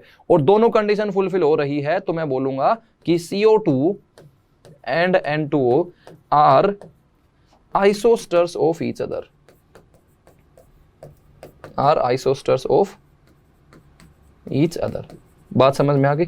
CO2 and N2O are isosters of each other, होंगे ही होंगे। ठीक है जी। कोई और एग्जांपल देख सकते हैं क्या? बिल्कुल देख सकते हैं। सेकंड एग्जांपल और देख लेते हैं। सेकंड एग्जांपल है SO4 2- और PO4 3-। देखो इलेक्ट्रॉन्स तो हमने चेक करे ही करे थे, चेक कर लेते हैं एक बार फिर से। सल्फर में 16 प्लस ऑक्सीजन में 8 × 4 और प्लस 2, तो 16 प्लस 32 और प्लस 2 50 हो गए क्या? इधर नंबर ऑफ इलेक्ट्रॉन्स देखो, फॉस्फोरस में 15, ऑक्सीजन में 8 × 4 प्लस 3, तो 15 प्लस 32 प्लस 3, ये भी 15। मतलब नंबर ऑफ इलेक्ट्रॉन्स इसमें भी 50, नंबर ऑफ इलेक्ट्रॉन्स इसमें भी 50। अब नंबर ऑफ एटम्स चेक कर लो, नंबर ऑफ एटम्स चेक कर लो भाई, इसमें कितने नंबर ऑफ एटम्स? इसमें कितने? सल्फर का 1, ऑक्सीजन के 4, सल्फर का 1, ऑक्सीजन के 4, मतलब नंबर ऑफ एटम्स कितने हो गए? 5 हो गए। नंबर ऑफ एटम्स इसमें चेक करो, फॉस्फोरस का 1, ऑक्सीजन के 4, इसमें भी कितने हो गए? 5। मतलब कि भाई साहब हमारे पास में नंबर ऑफ इलेक्ट्रॉन्स इधर कितने हैं? 50, दोनों केसेस में सेम, और नंबर ऑफ एटम्स भी क्या है? सेम है। मतलब नंबर ऑफ इलेक्ट्रॉन्स भी सेम, नंबर ऑफ एटम्स भी सेम, दोनों कंडीशन फुलफिल हो रही है। और अगर दोनों कंडीशन फुलफिल हो रही है तो मैं क्या बोलूंगा कि ये दोनों एक दूसरे के आइसोस्टर्स है। So we can easily see that SO4 2- and PO4 3- are isosters of each other, isosters of each other। अच्छा, ये दोनों एक दूसरे का आइसो इलेक्ट्रॉनिक है कि नहीं है? वो तो ऑब्वियसली है ही है, आइसोस्टर्स भी हैं, isosters of each other. Understood? Clear हो गया? ठीक है। तो एक और एग्जांपल मैं करवाता हूं आपको, ये वाला एग्जांपल देखते हैं कि मतलब आपको जमता है या नहीं जमता है। थर्ड एक एग्जांपल ले लेते हैं O2 एंड इधर है S। मैंने ये एग्जांपल ना आपको पहले भी अभी बताया था, चेक करवाया था, O2 एंड S। अब इसमें नंबर ऑफ इलेक्ट्रॉन्स देखोगे तो यार 8 + 8 16 हो गए, और सल्फर का एटॉमिक नंबर तो 16 ही होता है, तो नंबर ऑफ इलेक्ट्रॉन्स तो भाई साहब सेम है।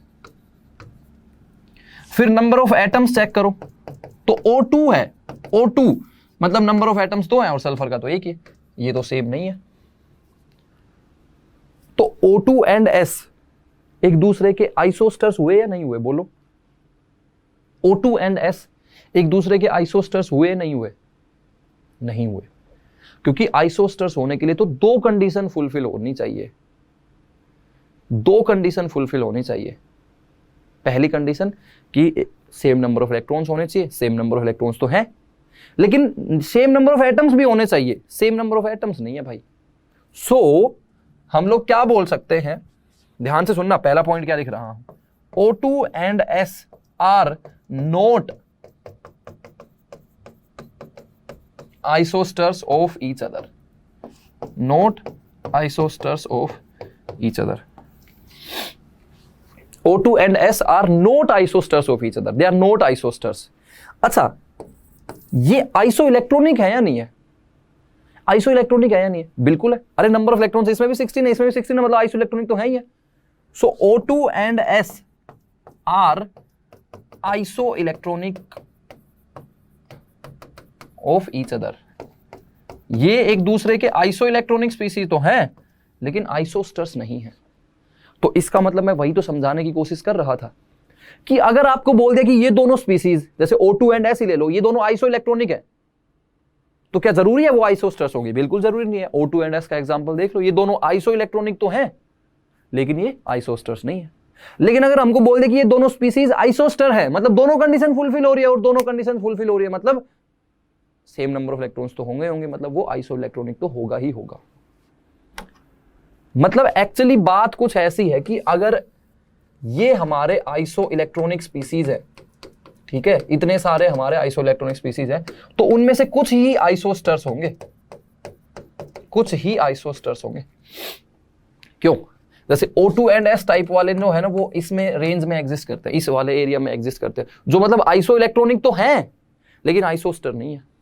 अब इस डायग्राम में देख के क्या समझ में आता है, इस डायग्राम को देख के क्या समझ में आता है भाई, अगर आइसो इलेक्ट्रॉनिक हो गया, अगर आइसो इलेक्ट्रॉनिक हो गया तो क्या जरूरी है आइसोस्टर हो? बिल्कुल जरूरी नहीं है भाई। यहां पर अगर एग्जिस्ट करेगा तो वो आइसोस्टर तो नहीं होगा। हाँ, अगर आइसोस्टर हो गया तो मतलब इस पॉइंट में, इस एरिया में आया तो आइसोस्टर है, और आइसोस्टर है तो आइसो इलेक्ट्रॉनिक के अंदर तो आएगा ही आएगा। समझ में आई बात? तो मैं कुछ स्टेटमेंट देता हूं, ये स्टेटमेंट आप मुझे बताना ट्रू है या फॉल्स है, ठीक है? मैं कुछ स्टेटमेंट लिखता हूं, ये स्टेटमेंट आप कमेंट करके बताना कि ट्रू है या फॉल्स है, ठीक है? तो पहला स्टेटमेंट कुछ ऐसा है कि all the isoelectronic species, all the isoelectronic species must be isosters. All the isoelectronic species must be isosters. Second, all the isosters must be isoelectronic species. इनमें से एक ट्रू है एक फॉल्स है, आपको बता रहा है कौन सा वाला ट्रू है कौन सा वाला फॉल्स है। बोलो भाई क्या आएगा? एक ट्रू है एक फॉल्स है इनमें से, तो कौन सा वाला ट्रू है कौन सा वाला फॉल्स है आपको बताना है। क्या होगा भाई बोलो? देखो पहला स्टेटमेंट क्या है, all the isoelectronic species must be isosters. This is absolutely false statement, ये तो फॉल्स है भाई। क्यों? अगर आइसो इलेक्ट्रॉनिक हो गया, जैसे O2 एंड S का एग्जांपल ले लो, आइसो इलेक्ट्रॉनिक तो है लेकिन क्या ये आइसोस्टर्स है? बिल्कुल नहीं है। All the isosters must be isoelectronic species, बिल्कुल सही है। अगर आइसोस्टर्स हो गए, मतलब इस वाले एरिया में आप हो, आइसोस्टर हो, तो आइसो इलेक्ट्रॉनिक के अंदर तो हो ही हो। अगर आइसोस्टर हो मतलब दोनों कंडीशन को फुलफिल कर रहे हो, मतलब एक को तो फुलफिल कर रहे हो आइसो इलेक्ट्रॉनिक वाली को, तो आइसो इलेक्ट्रॉनिक तो होंगे ही होंगे। समझ में आ गई बात? तो ये आपको ध्यान रखना है भाई, है ना, काफी इंपॉर्टेंट है। तो आइसोस्टर स्पीसीज क्या होते हैं? ऐसे स्पीसीज जो इन दो कंडीशंस को फुलफिल करते हैं। पहली कंडीशन, जिनमें सेम नंबर ऑफ इलेक्ट्रॉन्स होने चाहिए, यानी कि they must be isoelectronic, as well as दूसरी कंडीशन होती है कि उनमें सेम नंबर ऑफ एटम्स होने चाहिए। ठीक है, ठीक है भाई, नोट करो।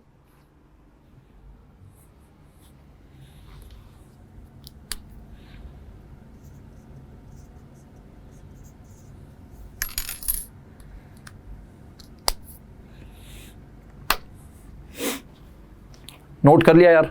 नोट कर लिया भाई, सभी ने नोट कर लिया? तो अब अपना एक लास्ट बच गया, 5 कर लिए, 6 बच गया, और 6 है अपना आइसोडाइफर्स। क्या है 6? बोलो। आइसोडाइफर्स। नाम सुन के थोड़ा अजीब लग रहा होगा, आइसोडाइफर्स। तो आइसोडाइफर स्पीसीज ऐसी स्पीसीज होती हैं जिनमें number of neutrons minus number of protons की वैल्यू सेम होगी। नंबर ऑफ प्रोटॉन सेम हो जरूरी नहीं है, नंबर ऑफ न्यूट्रॉन सेम हो जरूरी नहीं है, लेकिन number of neutrons minus number of protons की वैल्यू जब हम लोग कैलकुलेट करेंगे तो वो अगर हमारा सेम आता है तो हम लोग उन स्पीसीज को आइसोडाइफर स्पीसीज बोलते हैं। सोडियम और पोटेशियम इसके एग्जाम्पल्स होंगे। अब देखते हैं, इसके एग्जाम्पल्स भी देखेंगे, इसके डेफिनेशन भी देखेंगे। देखो भाई,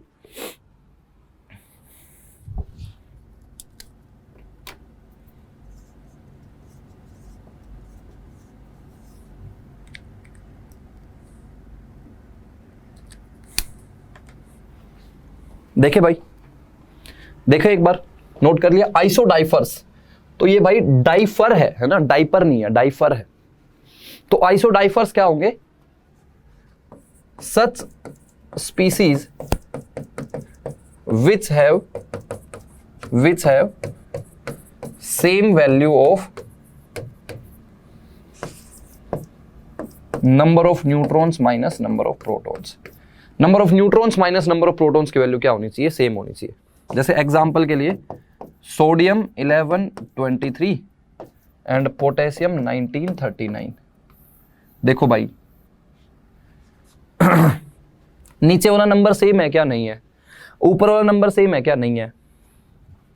आप लोग इसमें नंबर ऑफ न्यूट्रॉन्स देखोगे तो वो भी सेम नहीं है, एक बात बताओ, इसमें नंबर ऑफ न्यूट्रॉन्स कितने हैं? तो 23 माइनस 11 कितने हो जाएंगे? 12 हो जाएंगे। नंबर ऑफ प्रोटॉन्स कितने हैं? तो नीचे वाला नंबर देख लो 11। लेकिन हमको क्या देखना है? Number of neutrons minus number of protons, मतलब number of neutrons minus number of proton. तो 12 माइनस 11 यानी कि 1 हो गया। इधर की तरफ नंबर ऑफ न्यूट्रॉन्स कितने होंगे? 39 माइनस 19 यानी कि 20। नंबर ऑफ प्रोटॉन्स की वैल्यू 19। तो हमको देखना है number of neutrons minus number of proton कितना आ जाएगा? 1। तो number of neutron minus number of proton की वैल्यू क्या आ रही है? सेम आ रही है। तो ऐसे स्पीसीज को क्या बोलेंगे? आइसोडाइफर स्पीसीज बोलेंगे। क्या बोलेंगे? बोलो यार, आइसोडाइफर्स। क्या बोलेंगे? आइसोडाइफर्स। सो आइसोडाइफर्स क्या होते हैं? जिनमें same value of number of neutrons minus number of protons रहे। तो ये एग्जांपल हो गया, ठीक है? क्लियर हो गया क्या?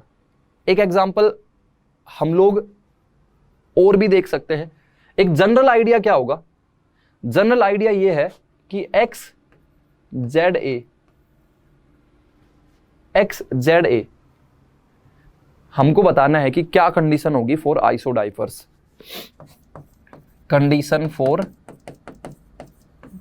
For isodiaphers. आइसोडाइफर्स के लिए क्या कंडीशन होगी?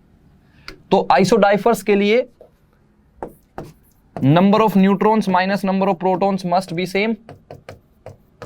Number of neutrons minus number of protons must be same.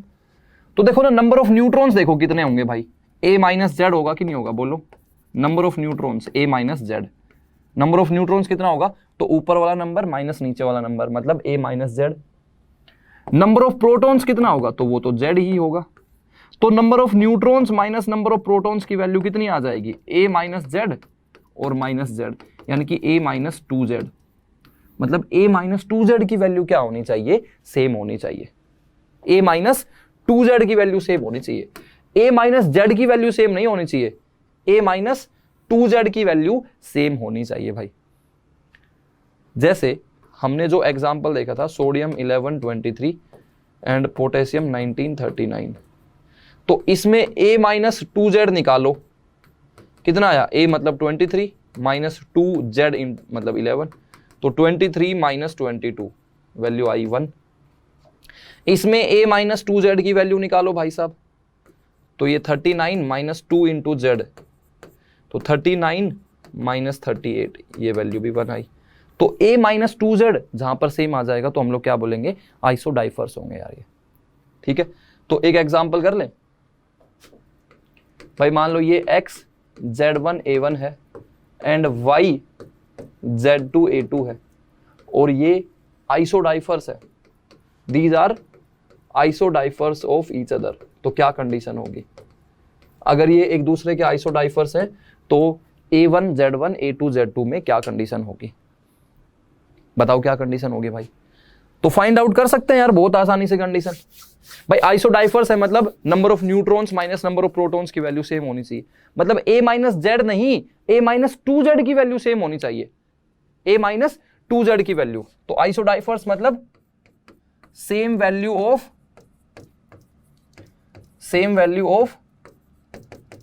a minus 2z। तो आइसोडाइफर्स क्या होते हैं? आइसोडाइफर्स ऐसे स्पीसीज होते हैं जिनमें number of neutrons minus number of protons की वैल्यू क्या होगी? सेम होगी। मतलब a माइनस 2z की वैल्यू क्या होगी? सेम होगी। a माइनस जेड की वैल्यू अगर सेम होती है मतलब नंबर ऑफ न्यूट्रॉन सेम है, और नंबर ऑफ न्यूट्रॉन सेम वाले स्पीसीज को हम लोग आइसोटोन्स बोलते हैं भाई। आइसोडाइफर्स अलग है, ठीक है? तो आइसोडाइफर्स के लिए कंडीशन क्या होगी? Same value of a minus 2z। a minus Z की वैल्यू सेम होगी तो मतलब वो आइसोटोन्स होंगे, ठीक है? तो यहां पर बताओ यार आइसोडाइफर्स के लिए क्या कंडीशन होगी? a माइनस 2z की वैल्यू सेम, मतलब इधर a1 minus 2z1 must be equal to इधर के लिए a2 माइनस 2z2। तो या तो यही कंडीशन हमको देखने को मिल जाए किसी ऑप्शन में, या फिर इसमें कुछ, अब इसको थोड़ा और मॉडिफाई भी कर सकते हैं। जैसे इस a2 को इधर ले आओ और z1 को इधर ले जाओ, मतलब a1 minus a2 is equal to, इसको इधर ले जाओगे तो ये 2z1 माइनस 2z2 हो गया। बोलो हाँ या ना? या फिर a1 minus a2 is equal to 2 times z1 minus z2, ऐसा भी ऑप्शन में देखने को मिल सकता है। या फिर a1 minus a2 divided by z1 minus z2 is equal to 2, ऐसा भी हमको ऑप्शन में देखने को मिल सकता है। तो कुछ भी देखने को मिल सकता है भाई ऑप्शन में, पेपर में कुछ भी देखने को मिल सकता है, मतलब बात वही है लेकिन पेपर में घुमा फिरा के दे देते हैं। ठीक है, बात समझ में आ गई जी, क्लियर हो गया सभी को। तो आज की क्लास में हमने 6 कॉन्सेप्ट सीख लिए। पहला कॉन्सेप्ट था आइसोटोप्स का। तो आइसोटोप्स क्या होते हैं? Same atomic number different mass number. फिर था isobars, same mass number different atomic number. तीसरा कॉन्सेप्ट किसका था भाई? तीसरा कॉन्सेप्ट था आइसोटोन्स। तो आइसोटोन्स मतलब सेम नंबर ऑफ न्यूट्रॉन्स। चौथा कॉन्सेप्ट था आइसो इलेक्ट्रॉनिक, मतलब सेम नंबर ऑफ इलेक्ट्रॉन्स होने चाहिए, same number of electrons. Iso electronic में एक बात बताई थी कि भाई जितना पॉजिटिव चार्ज होगा तो साइज उतनी ही कम होगी, और जितना नेगेटिव चार्ज होगा साइज उतनी ही ज्यादा होगी। फिर पांचवा बताया था आइसोस्टर्स। तो आइसोस्टर्स के लिए 2 कंडीशन फुलफिल होनी चाहिए, same number of electrons as well as same number of atoms. और लास्ट जो कंडीशन है वो है आइसोडाइफर्स की। तो उसके लिए number of neutrons minus number of protons की वैल्यू सेम होनी चाहिए, यानी कि a माइनस 2z की वैल्यू सेम होनी चाहिए। तो ये 6 टर्म्स देख लिया हमने। उसके अलावा आर्म का कॉन्सेप्ट भी पढ़ लिया हमने, एवरेज एटॉमिक मास। तो कैसे वो नेचुरल डिस्ट्रीब्यूशन पे डिपेंड करता है। अगर हमको नेचुरल डिस्ट्रीब्यूशन दिया रहेगा तो आर्म की वैल्यू फाइंड आउट कर सकते हैं, और आर्म दिया रहेगा तो नेचुरल डिस्ट्रीब्यूशन फाइंड आउट कर सकते हैं। ठीक है भाई, तो ये हमारी आज की क्लास हो गई है दोस्तों। अब हम लोग मिलते हैं नेक्स्ट क्लास में। तो आई होप कि आपको वीडियो जो है वो काफ़ी पसंद आया होगा। अगर आपको पसंद आया तो डेफिनेटली लाइक कमेंट करें, और चैनल को सब्सक्राइब करे बिना मत जाएं। तो मिलते हैं फिर नेक्स्ट वीडियो में।